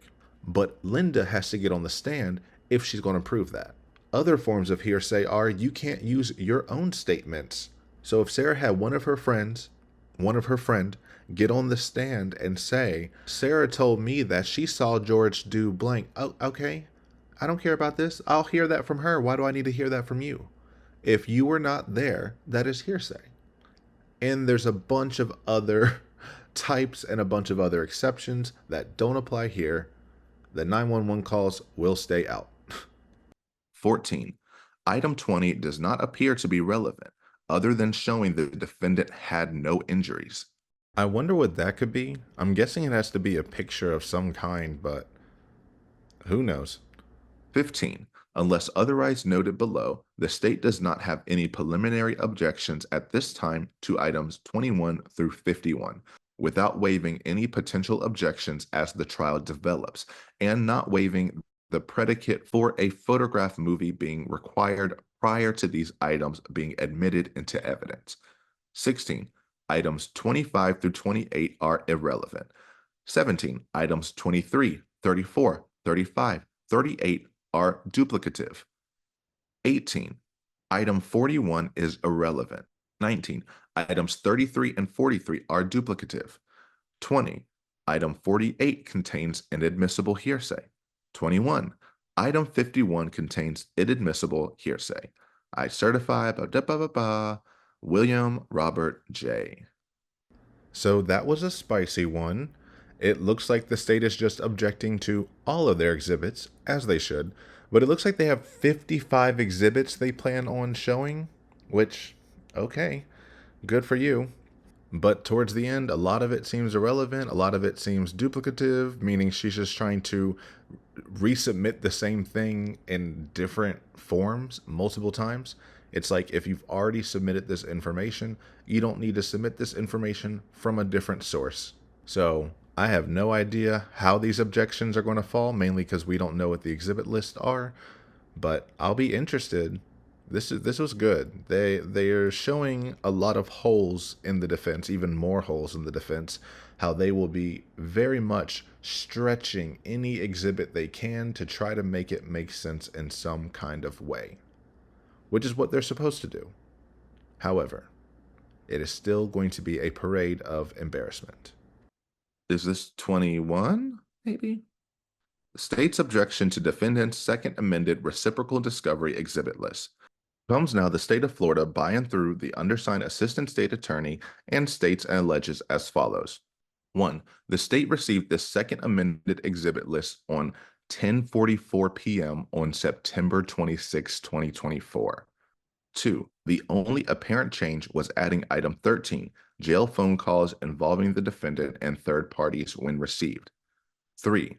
While the state may introduce statements of the defendant as a party opponent, the state is struggling to see any hearsay exceptions which would allow the defendant to introduce any jail phone calls. Certificate of service, I certified William J. Robert. Yeah, that's strange. So it looks like she wants to admit her own jailhouse phone calls. He's saying because, yes, the state can pull those jailhouse phone calls, those tablet records messages, and use them against her as a party opponent, as she is the party, and they can use her statements. So any letter she's made, any phone call, any tablet, all of that can be used against her in certain specific contexts. They all can't be just brought in for no reason, but they can be brought in. And his argument is, we've never seen a defendant trying to bring in their own jail phone calls, which is going to be hearsay as well, because you can just get on the stand and testify to what you said. You don't have to admit the phone call if you just say, I called this person and said X. That's your testimony. But you trying to pull out a jailhouse phone call is hearsay because you're trying to confirm it through an out-of-court statement. I always end up bringing this trial up, but it's like the Depp v. Heard trial. There was one moment where Amber Heard sent an email to herself in the past, I guess alleging an abuse or trying to document something at that moment. And so she tried to bring up that email, and they're like, no, you can't use an email to bolster the statements you're already making in court. Your testimony is your testimony. You can say what was in the email. You can't bring in the email. Well, you can't say, I wrote the email saying this. You can say your story, whatever happens to be in the email, but you can't use the email to support your narrative now. And that's what it sounds like she's trying to do with the phone calls of, I'm telling you this, now here's this phone call of me saying it, so that way you know I'm not just making it up now. No. And I may have gotten hearsay rules wrong, so please let me know any corrections in the comments below. Kindly. Nicely. Thank you. 20, what is this, 23, 20, we're done counting. State's response to defendant's objections to plaintiff's sick exhibit list. Comes now the state of Florida by and through the undersigned assistant state attorney and states and alleges as follows. 1. On April 13th, 2020, the court entered a uniform order setting pretrial conference and trial. 2.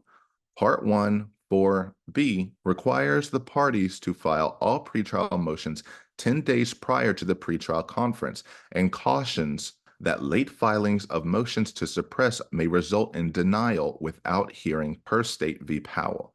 3. The defendant has had copies of the statements she made to law enforcement for over 4 years. 4. Now, at 11:43 p.m. on September 26, 2024, the evening after which her pretrial conference was scheduled. files a legally insufficient motion to suppress her statements made by Detective Kayla Rodriguez and the first two statements made to Detective Copsell and Lowen. Florida Rule Criminal Procedure, this comes on the heels of another delinquent and legally insufficient motion to suppress statements filed on September 24th, 2026, 2 days prior to the pretrial conference. It is unclear why these statements were not made a part of the motion to suppress filed on September 24th, 2024. 5. The court should require the defendant to file a proper motion to suppress so the state can enjoy a pretrial ruling on the motion and the jury does not have its time needlessly wasted. Bon appetit. Mr. J has had it. The way he dragged her at the end. Like, someone has to say it. I get it. You're working as hard as you can. However, this is still a murder trial. And I get it. This is a media trial for you. Compassion it's limited, right? We need to get this done. So, drop the antics. Step the game up. If you can't do what you want to do. And I do give him credit for probably, doing better than most who could have taken up this case this late in the game. So I give him his props there. However, you chose to be here. So the standards are still going to be set. And if you can't meet them, strike it down, or at least try to. But yes, I'm loving the state's response. This is giving me a taste of how Mr. J is going to be during trial. Now that's what I'm talking about. I think he is 100% over all the antics and is really going to, I don't know, just let her have it. It's what she deserves. Oh my God. Certificate of Service, William Robert J. All right. Defendant's motion for a right to hair, cosmetics, and civilian clothing without restraints for trial. All right, before this one, I need to do a lap because Now, when it comes time to trial, she would like for us to have some makeup for her and somebody to fix her hair. I'm sorry, come again? She wants makeup and hair done? Makeup, okay, whatever. Just get some jailhouse makeup. I don't know, put some Kool-Aid in some water, get you a cute little lip tint. Hair? This is absolutely absurd. Makeup and hair. You know what? You can go to Claire's, get her that little baby makeup with a 2-inch mirror and say, have fun. Have at it. Either that or go 0 to 100. Fly in a drag queen.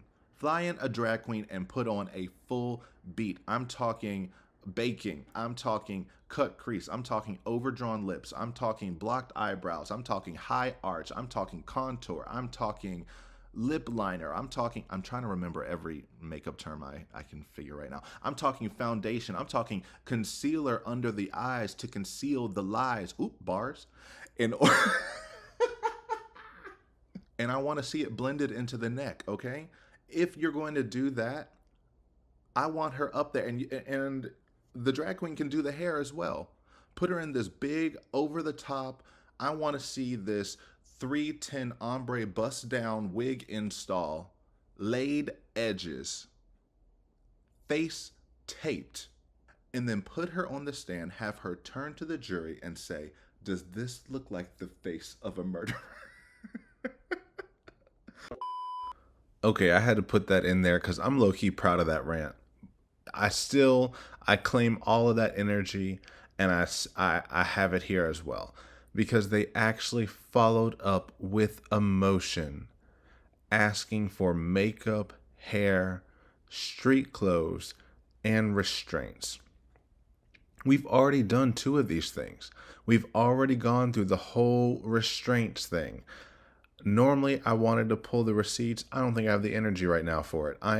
This whole thing has drained my life force. But we went through the whole restraints in one big motion back when you were pro se to do the ankle cuff. If you're not having the ankle cuff, your legs are shackled underneath. You don't have to have the handcuffs, but you want to be free with no restraints whatsoever. We already went through this. You're not going to be free. Why? Because you are violent. You are a violent person on trial for second-degree murder. You will be chained in some way. But even having a whole hearing on that wasn't enough. Because of the way Sarah is, she's going to make you ask for it again and try to play off, well, how could you not make this exception for me? It's not like I'm dangerous or anything. And then the civilian clothing. You've already gotten that. They already told you that you could have someone bring in stuff. But no, you have to put that on your list again. No, Judge, we were going to provide clothing for Ms. Lee. Okay. Like, this is what she cares about more than the trial itself, is how she's going to look at the trial. Because she realizes this is the last bit of power she has left. These are the last few decisions she is going to be able to make, probably in the rest of her life. So she is stretching it as far as possible, using any and every opportunity to try to regain power or to assert dominance or something she can call a win before she loses it all. So, whatever. Have at it. Comes now the defendant, by and through the undersigned counsel, moves this honorable court for an order permitting defendant to appear in all court proceedings pertaining to trial in civilian clothes without restraints instead of jail uniform. In addition, the defendant requests that she be permitted the right to have her hair styled and access to makeup. In support thereof, defendant states the following. 1. Statement of facts. 1. Defendant is presently incarcerated and is scheduled for trial on October 7th, 2024. 2. Defendant has been incarcerated for over 4 years and the defense would like access to professional hairstyling, cosmetics, and civilian clothing without restraints throughout defendant's trial appearance, in respect for the court and prospective jurors. 3. Without the court entering an order permitting her access to such, the right to receive a fair trial will be impermissibly infringed upon. Fuck off. Sorry. This is truly unhinged. Like, the amount of effort that is going into this one motion feels like more effort than most of the other motions. I feel like they've done this motion so far more correct and accurately than any of the other motions that we've seen. They are fighting so hard for hair and freaking makeup. Like, that is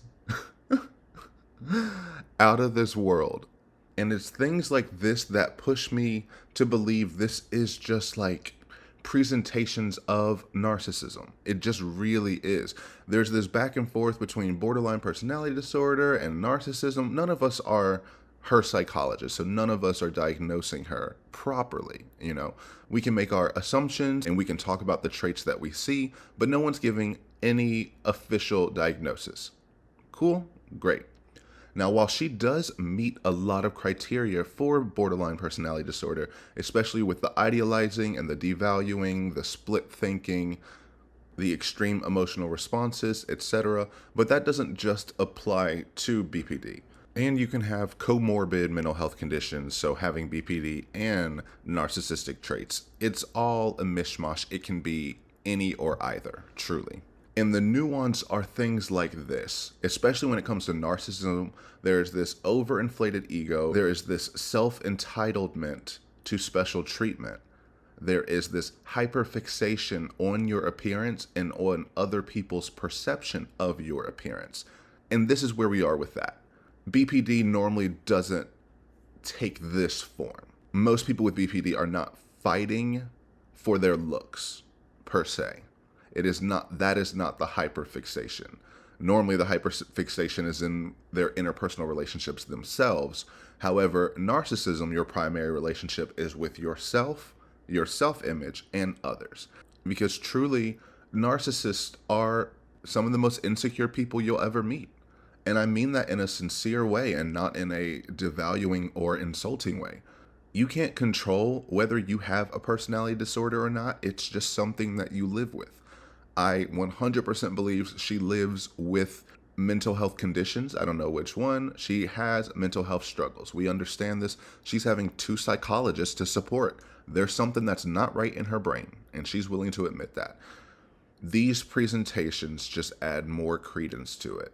This incessant insistence on being able to control your appearance, thinking that that means you can control people's perceptions, their image of you, you get to control your self-image, and you just get to have control in general. She's loving this.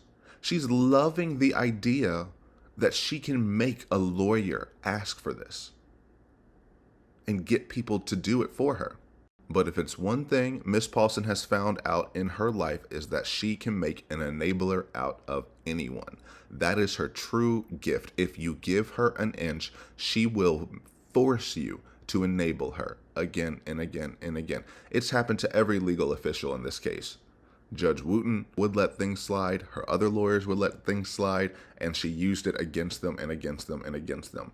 And Cranick is one of the first ones. Cranick and Cashman were the first 2 ones that said, no, we're cutting this off at the knees before you even try things. And that's why she exploded the most, being like, these manipulation tactics that I've been using for 4 years aren't working.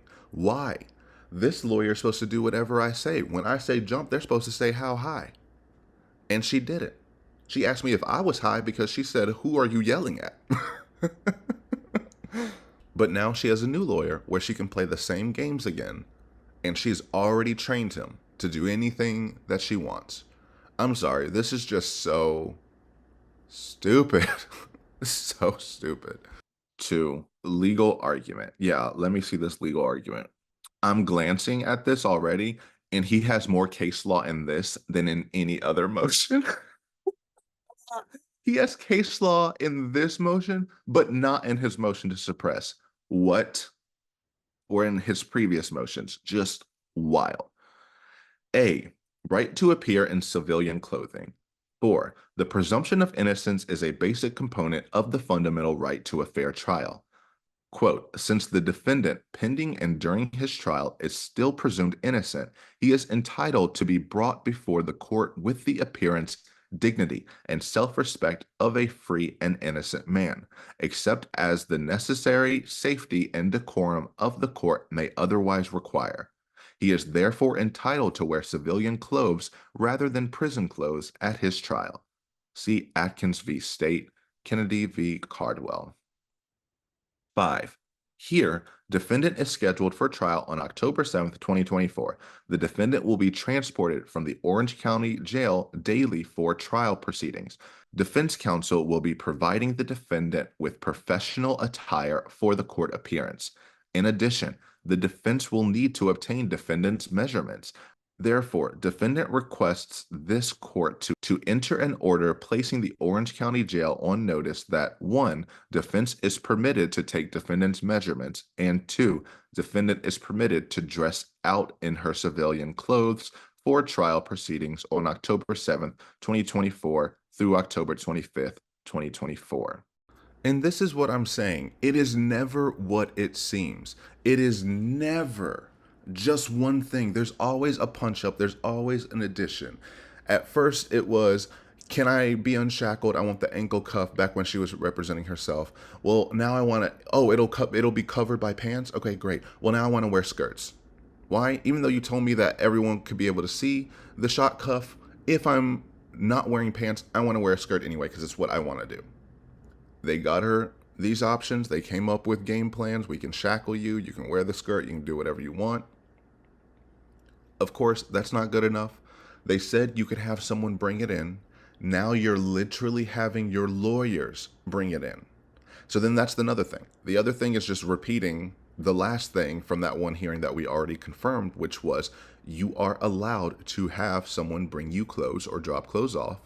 Now she's having the defense buy her fresh new clothes, tailored clothes. So they need to get her measurements. Her measurements. So again, it's not just we're asking permission to be able to put her in street clothes. We're asking permission to be able to put her in street clothes, also in street clothes during these 2 random ass hearings that make no difference and would not affect her right to a fair trial whatsoever at all. But it's more special treatment that she thinks she's entitled to. And now, on top of that entitlement, asking for, if you give a mouse a cookie, if you let a mouse dress however they want, they're going to now need you to allow them to take her measurements. The jail is not going to allow that. They're not going to allow you to touch her in that manner. Why? Because whether she thinks she's dangerous or not, whether he thinks he's on the up and up or not, the jail has to keep into account the safety and procedures of everything in that jail. You don't get to just waltz up willy-nilly and touch all over people, because you can be handing them something, you can be doing X, you can be doing Y, you can be putting yourself in danger. She is a murderer. You have no idea when she's going to flip. So I don't see that happening. Literally, just tell him your size. You don't need freaking measurements. My goodness. Like, wow. Measurements. You need to write an order putting the jail on notice that I am allowed to be there, allowed to take her measurements, and allowed to get her dressed in civilian clothes. Can you imagine if I was the other girls in her bay and heard all of this, heard that she's getting a hairstylist, makeup, wardrobe done? She is getting all of this special treatment just because she complained about it? I'm throwing a fit. I'm making sure I get it. And if I don't get it, I'm having some words with Miss Paulson. Because while some people think this is harmless, this is what precedent means. Precedent means, you see how they're pulling in all this case law? It's because they're pulling it from past cases, how they ruled and the issues and the context in which those rulings were made, and how they could apply to this new case. Now, if they grant all of these things, people can cite this case in the future saying we're under similar circumstances where it has a lot of publicity, and it would be prejudicial if you didn't get this defendant a makeup team and a security team. I know they're in jail, but they need to be out of their restraints, hair and makeup done, whole new wardrobe, measurements taken, a spa treatment, and a medi-pedi. Like, are you kidding me right now? And this is just another example of it will never be enough. Because I know something wrong is going to happen here, and she's going to complain and ask for more. B, right to appear without physical restraints. 6, allowing a defendant to appear before the jury in restraint defiant.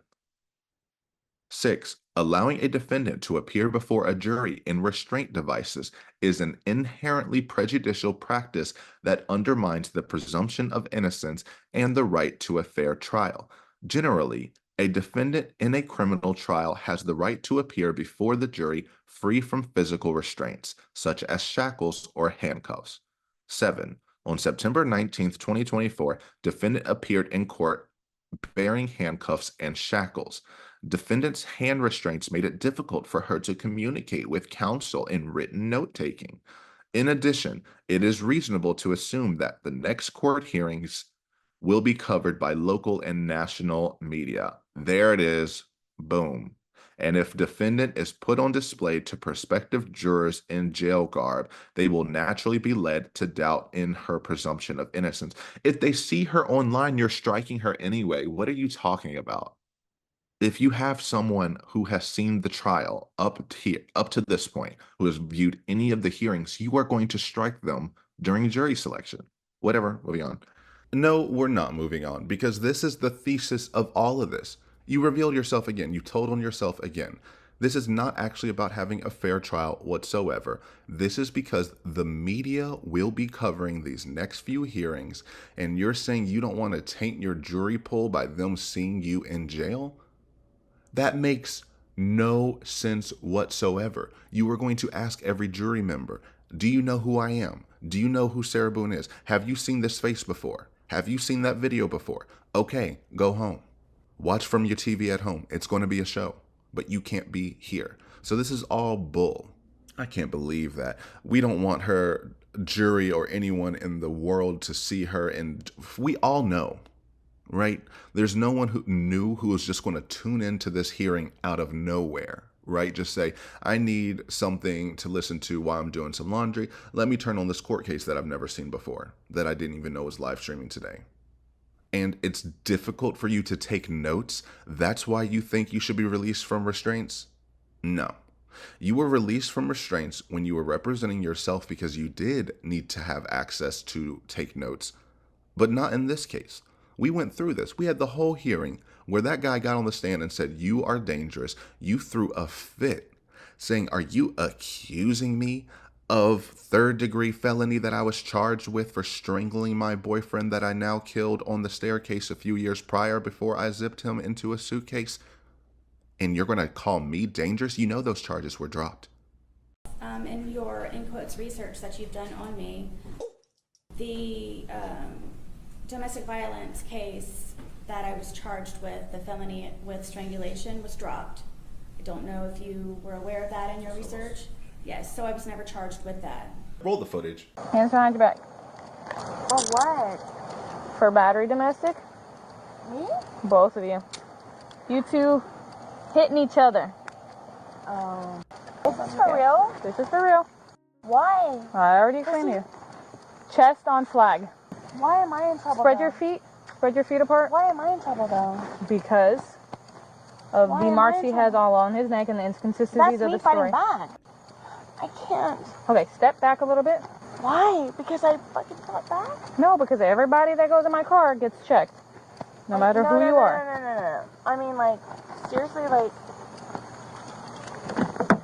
I literally just started my job a week ago. So the domestic violence, the original, was dropped. I was never charged with that.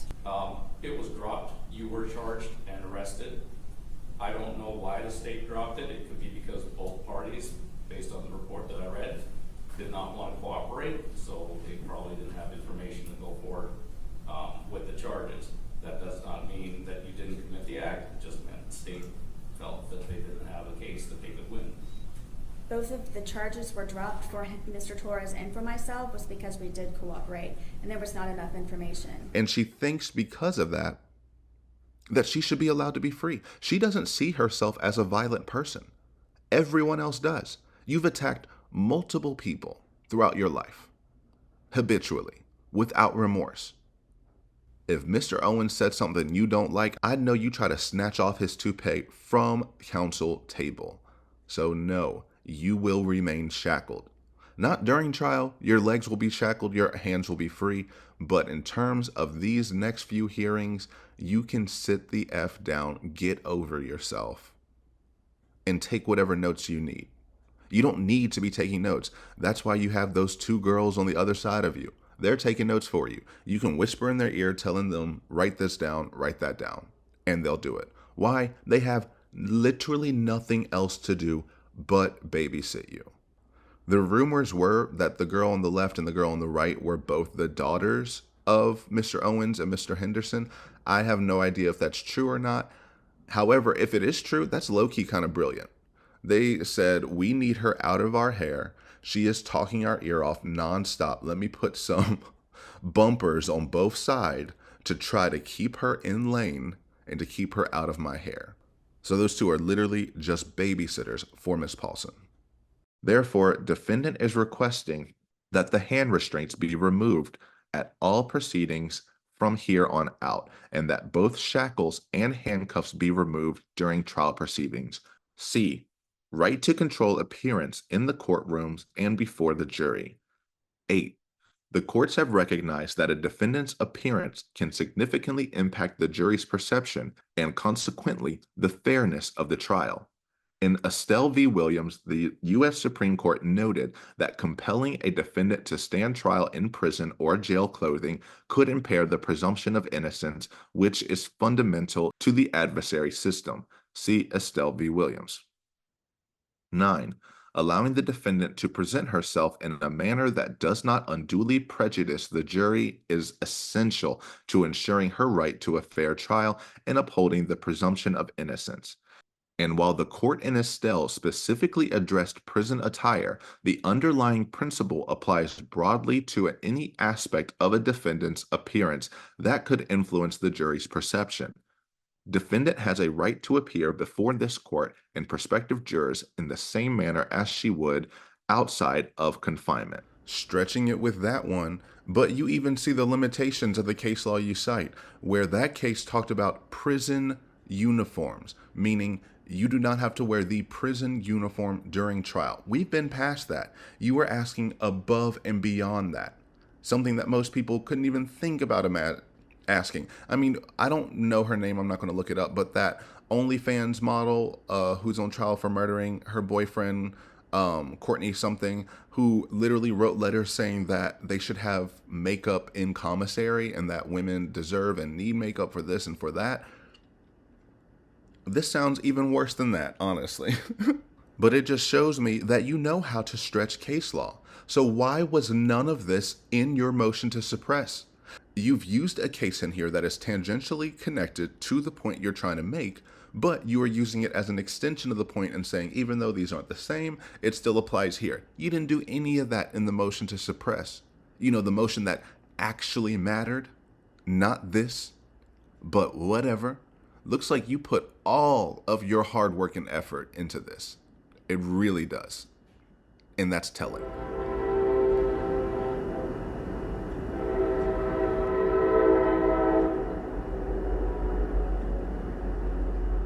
And it's not just telling to me. Cosmetics and hairstyling is standard practice in presenting a professional appearance if the individual so chooses. By extension, incarcerated males are permitted a fresh shave and haircut. Accordingly, the defendant requests that she be permitted access to cosmetics and hairstyling throughout the trial proceedings, including voir dire. Certificate of Service, James Owens. Honestly, I would be absolutely embarrassed to submit this. Are you not ashamed of yourself? Are you not embarrassed? This is really embarrassing. Especially with all the effort that went into it. But that last thing was probably the strongest argument. Men are allowed to shave and get a haircut before trial, so I should have access to some things.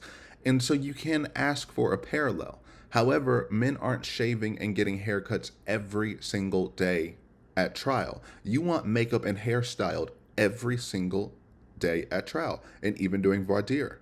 Like, it's not the same. However, that last argument was probably the strongest. You probably should have opened with that, saying men get this, men get that. That's why we are asking for this, we are asking for that. But you just throw that in at the very end, thinking that ties things together, when it's like, well, maybe you should have opened with that, instead of just asking for the world of hairstylists, makeup. It could have at least filtered the perception of what you're asking for versus just, I need a wardrobe and makeup team for every day of trial. Moving on, because I just can't with this anymore. We're almost done. We got like 4 documents left. This might be the last spicy one. State's motion to strike defendant's motion to suppress witness statements at OCSO and state's response to defendant's motion to suppress statements at OCSO. Comes now the state of Florida by and through the undersigned assistant state attorney and states and alleges as follows. 1. The defendant's motion is legally insufficient. The defendant recites allegations of facts, but not why any particular fact or facts is an issue. Quote, the reasons for suppression as required by Florida Rule of Criminal Procedures, is a boilerplate assertion that it violated the United States Constitution and the Florida Constitution. This is no different than stating, quote, search was performed illegally and improperly and unlawfully. Now, Mr. J thinks he's slick, but I know a Ms.Sarah quote when I see it. I don't have the time nor energy to go through and search all of the letters right now, but she has 100% used phrasing in her letters of illegally, improperly, and unlawfully. He is so petty, and I live for it. He's going to be so fun at trial. State v. Christmas. But see Ross v. State, motion to suppress, that cited 11 authoritative cases was legally sufficient. The defendant has not cited even a single case that authorizes the court to grant her the relief she is requesting. The state is left in the dark about what specific issue or issues the defendant is claiming and what legal authority there might be for the Supreme Court to grant the relief she requests. Drag her. Call it out up front. Not even a single case. There's probably 5 or 6 cases in the makeup motion. Not a single one in this motion to suppress. And you already hear the state has already used a bunch of cases. And there's going to be a ton of cases in this, which is exactly what I would do. If you see a motion that has no case law, my next motion would be all case law with a little motion in between. Because what? See State v. Butterfield. The court should strike the motion as legally insufficient. 2. The state objects to any additional claims being raised at the hearing that were not specifically pled in the defendant's motion. State v. Christmas. 3. In paragraphs 5 and 6 of her motion, she alleges that she was detained for 14 hours, and during this time she provided a statement to law enforcement. She does not challenge the admissibility of this statement. Chavez v. states, 54 hours of detention does not make a statement involuntary. Damn. 4. Paragraph 7 and 8 of the defendant's motion allege that law enforcement asked for the defendant to turn over her phone and that she provided the means to unlock it to law enforcement. Bell v. State is informative on this issue if it is the defendant's position that this somehow rendered her statement the following day, quote, involuntary. 5. Bell makes it clear that the police having seized evidence from a suspect and the suspect knowing they have seized evidence from her only goes toward the analysis as whether a future interrogation is custodial, not whether a future statement is involuntary, because Miranda warnings were provided at the beginning of the interview the following day. I was waiting for Miranda to... This is not a relevant factor for the court to consider. 6. Bell is also informative on the distinction between a Miranda violation and an involuntary statement, which will be discussed below. 7. Paragraphs 9 through 11 of the defendant's motion imply that law enforcement was being deceptive in their manner of summoning her for an interview she did not know was going to occur. She was not summoned. She summoned herself. She summoned herself to the field in attack mode. And no one else did that for her. She called the police and said, "Where is my phone?" They said, "I'm not coming to you, but you can come in and get it if you have any questions, yada, yada, yada." Then she walked in there voluntarily. They did not summon her. If she did not call using Brian's phone, asking about her phone, they never would have told her to come in. I mean, they probably would have, but they wouldn't have. They would have came and gotten her themselves because they don't have her number. And they don't have Brian's number. Maybe they do have Brian's number. They probably collected that information. But they would not be contacting her directly to tell her to come in. They would either stop by Brian's place or stop by Brian's place. Which is why it made me so upset in the interrogation when she goes, "I never stopped helping him. I'm here now because I'm still trying to help him." I miss him a lot, and I didn't even sleep last night. I miss him a lot. I mean, is there any chance it got to be too much for you and you couldn't handle taking care of him and... I never stopped. Trying to... I never stopped. That's what I'm here for. I never stopped. I'm here now because I'm still trying to help him. Yeah, we just don't, I mean, it's unexplainable how he got these injuries, and... I have no idea. You were the only one with him. 100% right hand to God. I have no idea how he got them. Nobody touched anybody. Nobody touched anybody. Oh, mopey weepy face. But it's like, no, you're here now because you wanted your phone. You're not helping him because you're telling them to look at the phone to find damage he's done to you. How is that helping? You showed up there for your own selfish gain to get your phone, and then you instructed them to look for evidence against George on that phone. Yet you were there to help him. She never makes sense, ever. Pursuant to Bell, this goes to one of the Ramirez factors in deciding whether Miranda warnings were required, not whether a statement is involuntary. 8. This is different from the deception that would lead to an involuntary statement. The defendant received no promises of hopes, leniency, or misrepresentations about the law. Johnson v. State.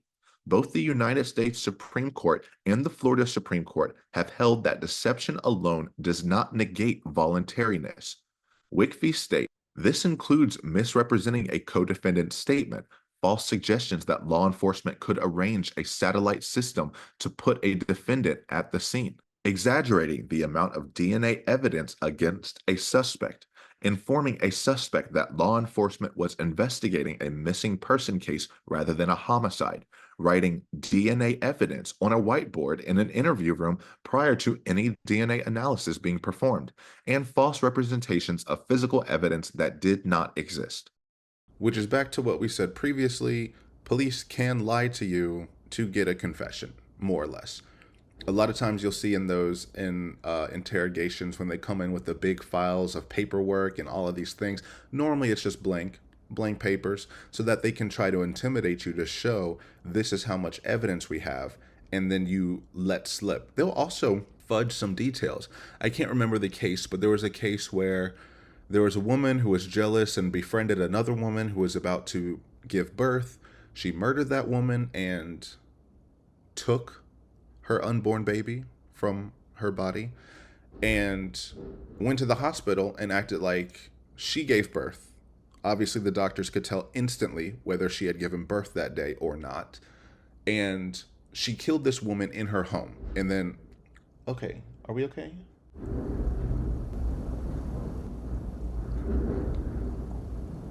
And then took the baby and left. However, the police came in and said, we found it. We know it was you. We found her body on the side of the street, on the side of the road or something like that. And we know it was you. We know that's not your baby, and we know you did it. And so she said, side of the road? There's no body on the side of the road. Well, how would you know? If you had nothing to do with this, how would you know the body isn't on the side of the road?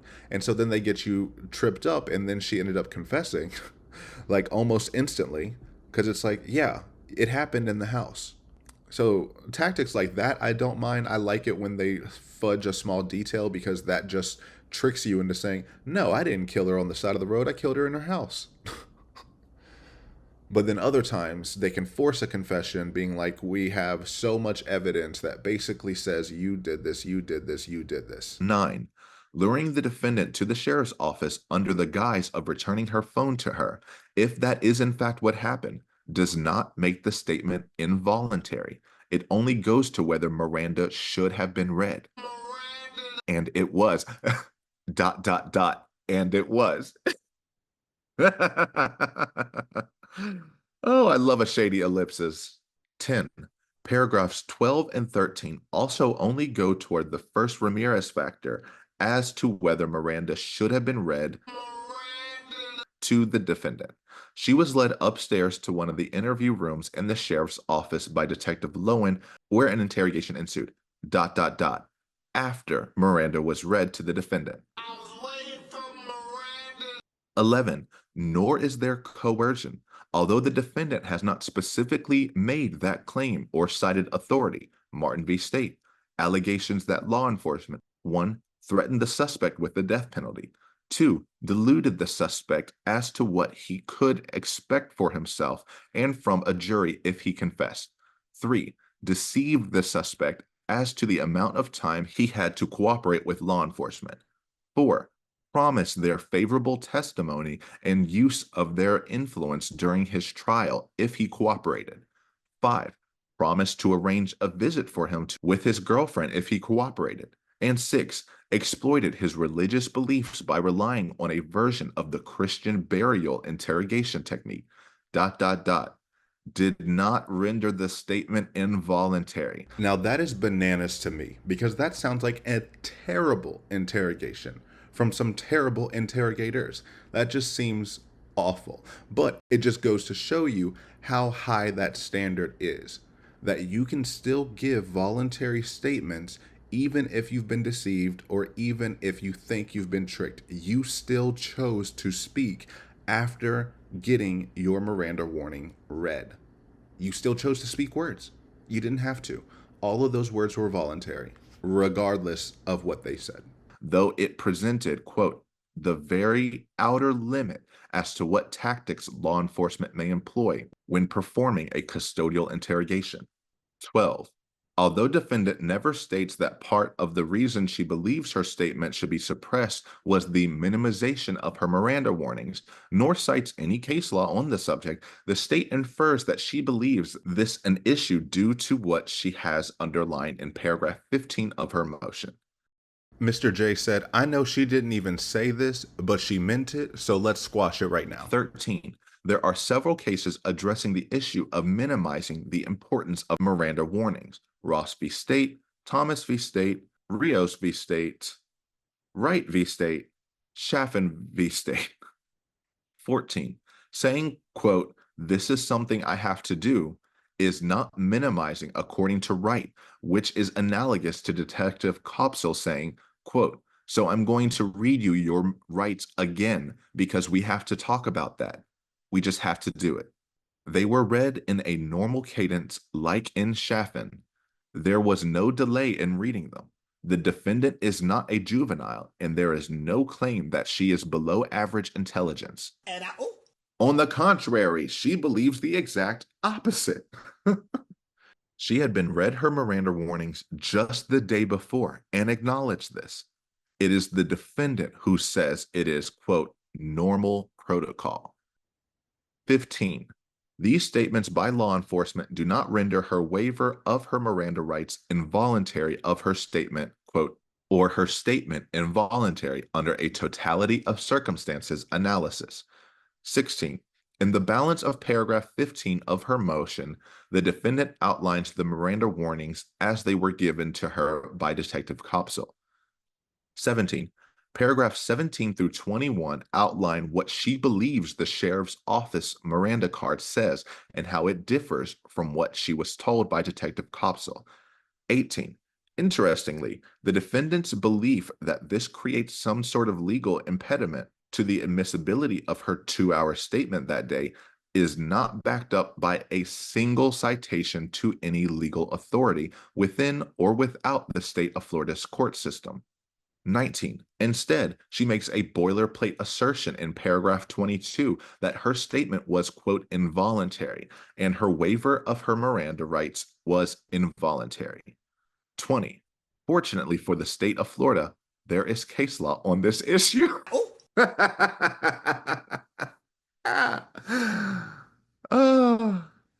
21. There is no specific way that Miranda warnings must be given.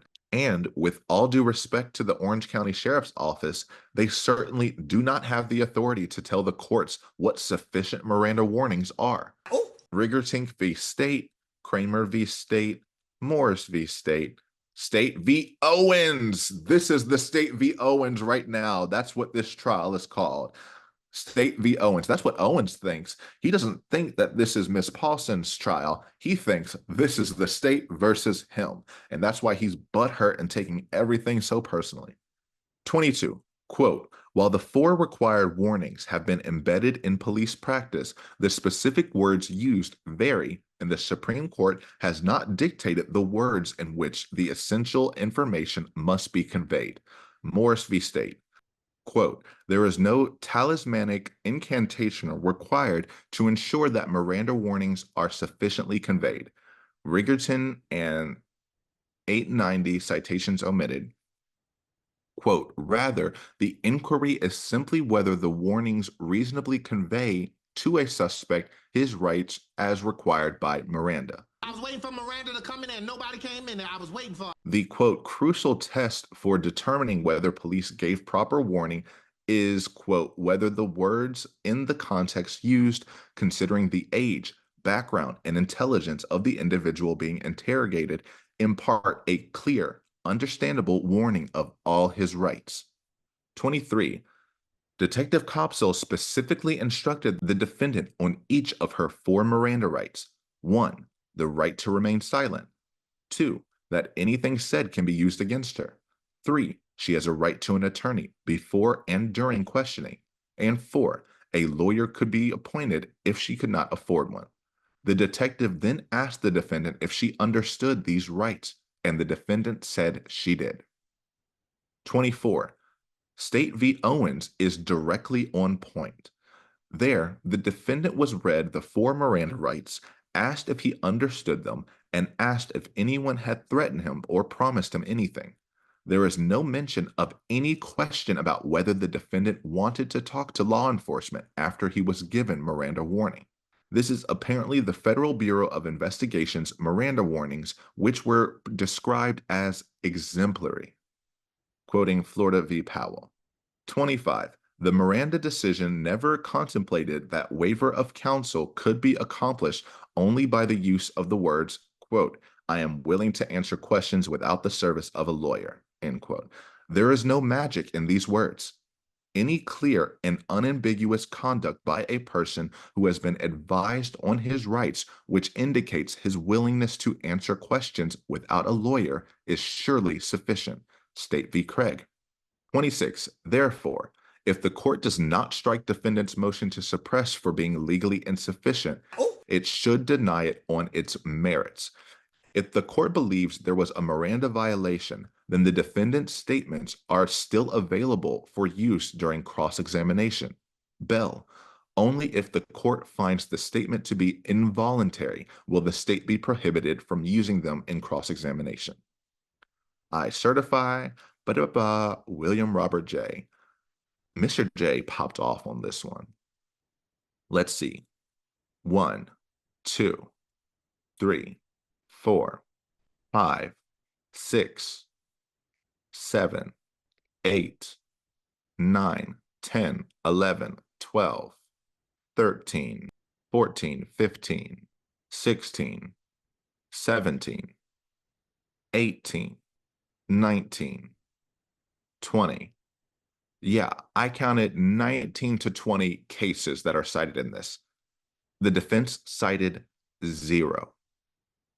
0 versus 19 to 20. Wow. I think this was a great response. I don't see them not winning. I mean, I didn't think that the defense could win anyway because there's just nothing to support it. And it's all hinged on a question that he doesn't even know if it was on the card or not. And his only support was a random Miranda card he got off clip art and then try to apply it here. This is how you write a response. Nothing but case law, outlining every single point and dismantling every single suggestion they brought up in their motion to suppress. So that's what this hearing is going to be on this week, and I imagine things are going to get a little fiery. Just 3 more. Yes. Notice of hearing. This matter is set Wednesday, October 2nd, 2024 at 3 p.m. Defendant's motion to suppress defendant's statement at OCSO. Defendant's motion for a right to hair, cosmetics, and civilian clothing without restraints for trial. Please govern yourselves accordingly. Certificate of Service, James Owens. James Owens. Nothing really to say here, so we're just going to move right on. Notice of placement of state's witness on the state's Brady list. The state hereby gives notice pursuant to Florida rules, pursuant to Brady v. Maryland, that the individual who is listed below has been placed on the state's Brady list to wit, Joseph O'Neill of the Orange County Sheriff's Office.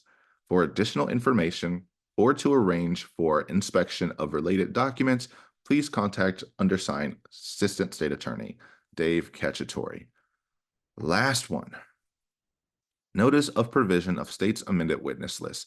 Comes now the state of Florida by and through the undersigned Assistant State Attorney and files this notice of provision of amended witness list certified that on the date of filing the instant notice of provision of amended witness list, the undersigned Assistant State Attorney electronically served upon the defendant an amended list of names and addresses of persons known to the state of Florida to have information that may be relevant to any offense charged or any defense thereto, or to any similar fact evidence to be presented at trial under section Florida statutes that were discovered subsequent to compliance with rule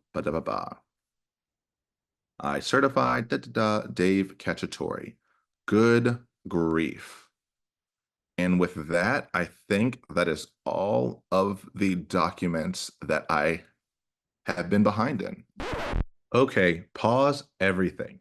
I literally was downloading this. I thought I was done. I checked and there was a few more documents. Oh my gosh. I don't want to do this again. So I'm just going to read this. I'm going to rip through it and just to say that it's here. Wow. And plus I had 29 documents. I put 30 in the title. Now I'm going to have 30 documents. Here we go. State's memorandum regarding defendant statements to Deputy Kayla Rodriguez and Detectives Copsell and Lowen on February 24th, 2020. Comes now the state of Florida by and through the undersigned Assistant State Attorney and states and alleges as follows. 1. Deputy Kayla Rodriguez, in response to a 911 call made by the defendant shortly before 1 p.m. on February 24th, 2020, responded to the defendant's residence. 2. Deputy Rodriguez activated her body-worn camera while still en route to the defendant's residence. All interactions with the defendant were recorded. 3. There are 3 recordings. A. One begins at approximately 1:08 p.m. that lasts around 13 minutes and 32 seconds. B. The next starts at approximately 1:22 p.m. and lasts 4 minutes and 56 seconds. C. The final one starts at approximately 1:30 and lasts 5 minutes and 30 seconds.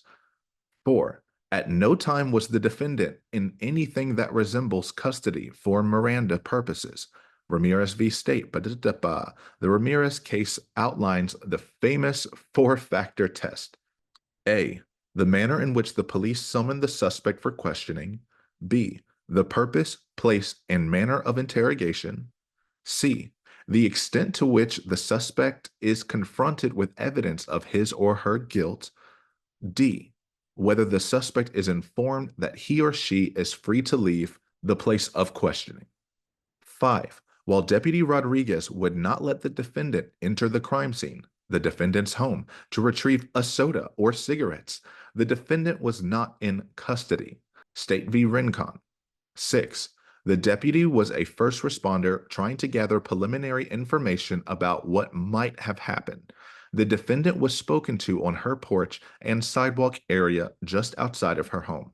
She was not confronted with any evidence because at the time there was nothing to confront her with. The defendant was informed she was not free to leave the area due to the investigation, but the restraint on her freedom of movement never resembled custodial arrest. 7. Just under 4 hours later, she was interviewed by detectives Copsell and Lowen inside an unmarked car on scene. Although under both Ramirez and Rincon, this is not custody for purposes of Miranda.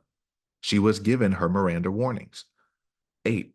For the reasons outlined in the state's response to the defendant's motion to suppress statements at OCSO, the Miranda warnings were not defective and her waiver of Miranda rights was voluntary and her statement was voluntary. 9. Any motion to suppress on these statements would not be granted. I certify William J. Robert. So she said she was going to file a motion to suppress these two, and she didn't. But they're saying, just in case something does happen, we're just going to go ahead and nip that in the bud. You were not in custody, so everything you said was voluntary. Yes, you couldn't leave the area because it's a crime scene, and you did just tell us you murdered someone, or that you were the reason this person is no longer alive. Of course, you're not going to be allowed to leave. But yeah, I like this. Any motion to suppress on these statements would not be granted. Stomping it out. Judge, you know it's not going to happen. I know it's not going to happen. I'm just going to say it. It is a fact that it would not happen. Okay, and that was document 30. I know I was terrible counting this whole video, but now I have a bonus one. We have document 31, state's request for protective order, which I didn't see this coming, so let's look into it. Comes now the state of Florida by and through the undersigned assistant state attorney and states and alleges as follows. 1. The defendant, in her third amended witness statement, has listed the following people as witnesses. A. Custodian of Records, Orange County Office of the State Attorney. B. Domestic Violence Supervisor for the Office of the State Attorney, 9th Judicial Circuit, Orange County. C, victim advocate supervisor for the Office of the State Attorney, 9th Judicial Circuit, Orange County. D, misdemeanor supervisor for the Office of the State Attorney, 9th Judicial Circuit, Orange County. Why is she why is she adding these to the witness list? That makes no sense. You're going to add people in the courthouse as your witness? Were they at the scene of the crime? Child, I have no idea why she would be trying to put them on witnesses, except for tangential arguments that aren't going to help her in the overall defense. It's probably just to look at nitpicky stuff of, didn't he have to take all these classes? Didn't he have to go here? Didn't he have to go there? Didn't you give me all of these things after I called to have him arrested a million times? And it's not going to help. So now they're writing a protective order to say no. 2, the state requests a protective order under Florida rule and criminal procedure, but because anything these witnesses could say about the defendant and the decedent would be protected by the work product privilege, Florida rule of criminal procedure. Yeah, just because they've touched your case and know who you or him are does not mean they can just talk about it willy-nilly. Could you imagine if you could just subpoena anyone in the courthouse? I feel like Owen should know better, though. Owen should know better. So I'm wondering if Sarah is pushing to have these people put on the list, or if Owens is just swinging a miss. Anyway, 3, the defendant wants public records for the state attorney's office. She should do what everyone else whatever everyone else has to do, file a public records request. Instead of always asking us to hand you everything, do it yourself. 4, quote, subjecting prosecutors and their staff to this type of discovery of their investigations would require disclosure of work product and seriously impede criminal prosecutions. Egan v. Demanio. 5, we believe the trial court was right the first time in denying the pretrial defense efforts to subpoena the 2 state attorneys and inquire into oral communications, sworn or otherwise, between them and a state witness. The oral and unrecorded statements of witnesses to a state attorney are privileged as work product and not subject to discovery. Olson v. State, State v. Rabin. So they tried to subpoena the 2 state attorneys and ask them about their conversations with witnesses? That don't make no lick of sense. Why on earth do you think you could just call the state attorneys and say, hey, tell me what you talked about. Tell me your evidence. Tell me this, tell me that. No, of course it's privileged. They really want to know what those witnesses said, and they got a little taste of it when they filed that other supplemental discovery notice about using Abraham Moreno's new statements, but they want all potential new statements. Nope, sorry. 6, opinion work product involves a lawyer's impressions, conclusions, opinion, and theories of her client's cases. Opinion work product is an absolute or nearly absolute privilege. Horing-Keaton v. State, citing Rabin. 7, fact work product concerns what the attorney did and what she learned in her role as attorney.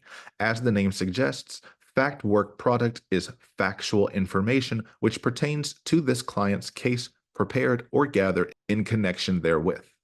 Citing Rabin. 8, the fact work product is discoverable only if the parties seeking this work product show the court 1, the need for this fact work product to prepare a party's case, and 2, that without undue hardship, the party is unable to obtain the substantial equivalent of this fact work product by other means. Thus, need and hardship elements must be alleged in the motion to compel and establish to the court's satisfaction at an adversarial hearing. Again, just another motion where they didn't do the technicalities they needed. So you're asking for this, but you didn't meet these 2 things. You have to show me why you need it, because it looks like to me you just want to see what it is and then see what you can work with. You need to tell me beforehand, I need X because I need to see what he said to blank.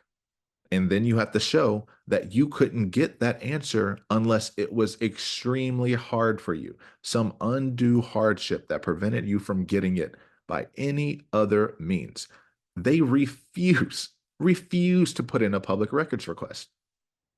Their go-to is to ask the judge to ask the state to just give them everything they want. Not going to work. I'm glad the state is just saying no to all these things. Even if they can get it, do it right, or it's a no. 9, the state is at a loss for what non-privileged testimony any of the, quote, people listed above could provide in this case. Exactly.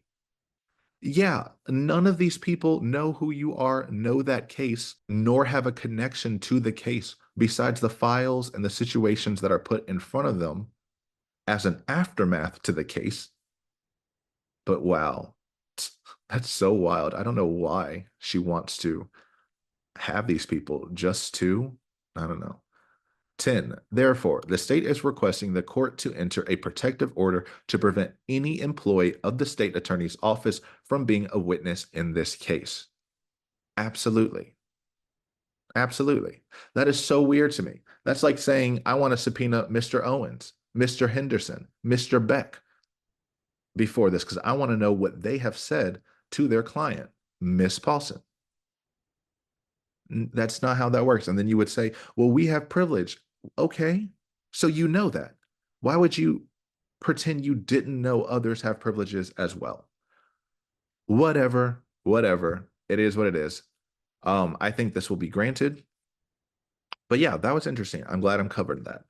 The only other thing I saw was this amended motion to suppress the defendant's statements. We already went through the defense's statement to suppress, or we already went through defense's motion to suppress earlier, but this is just tweaking some things. I could not honestly see any real differences. I'm sure there might be clerical errors here and there, but that is not enough for me to reread. So have at it.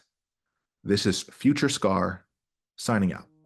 This was definitely a Herculean task that I didn't expect to be doing, and I didn't expect to get it out this quickly.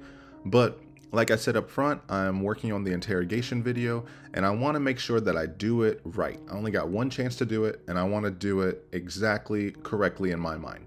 So if you're watching this video in the future, go check out the interrogation video. It'll be super cool. It'll be fun.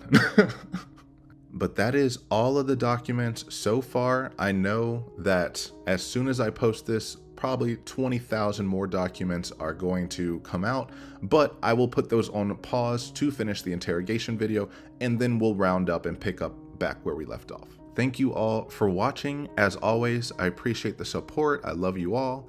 So with that in mind, don't forget to like, comment, subscribe, dislike if you're feeling it. Until next time. Thank you.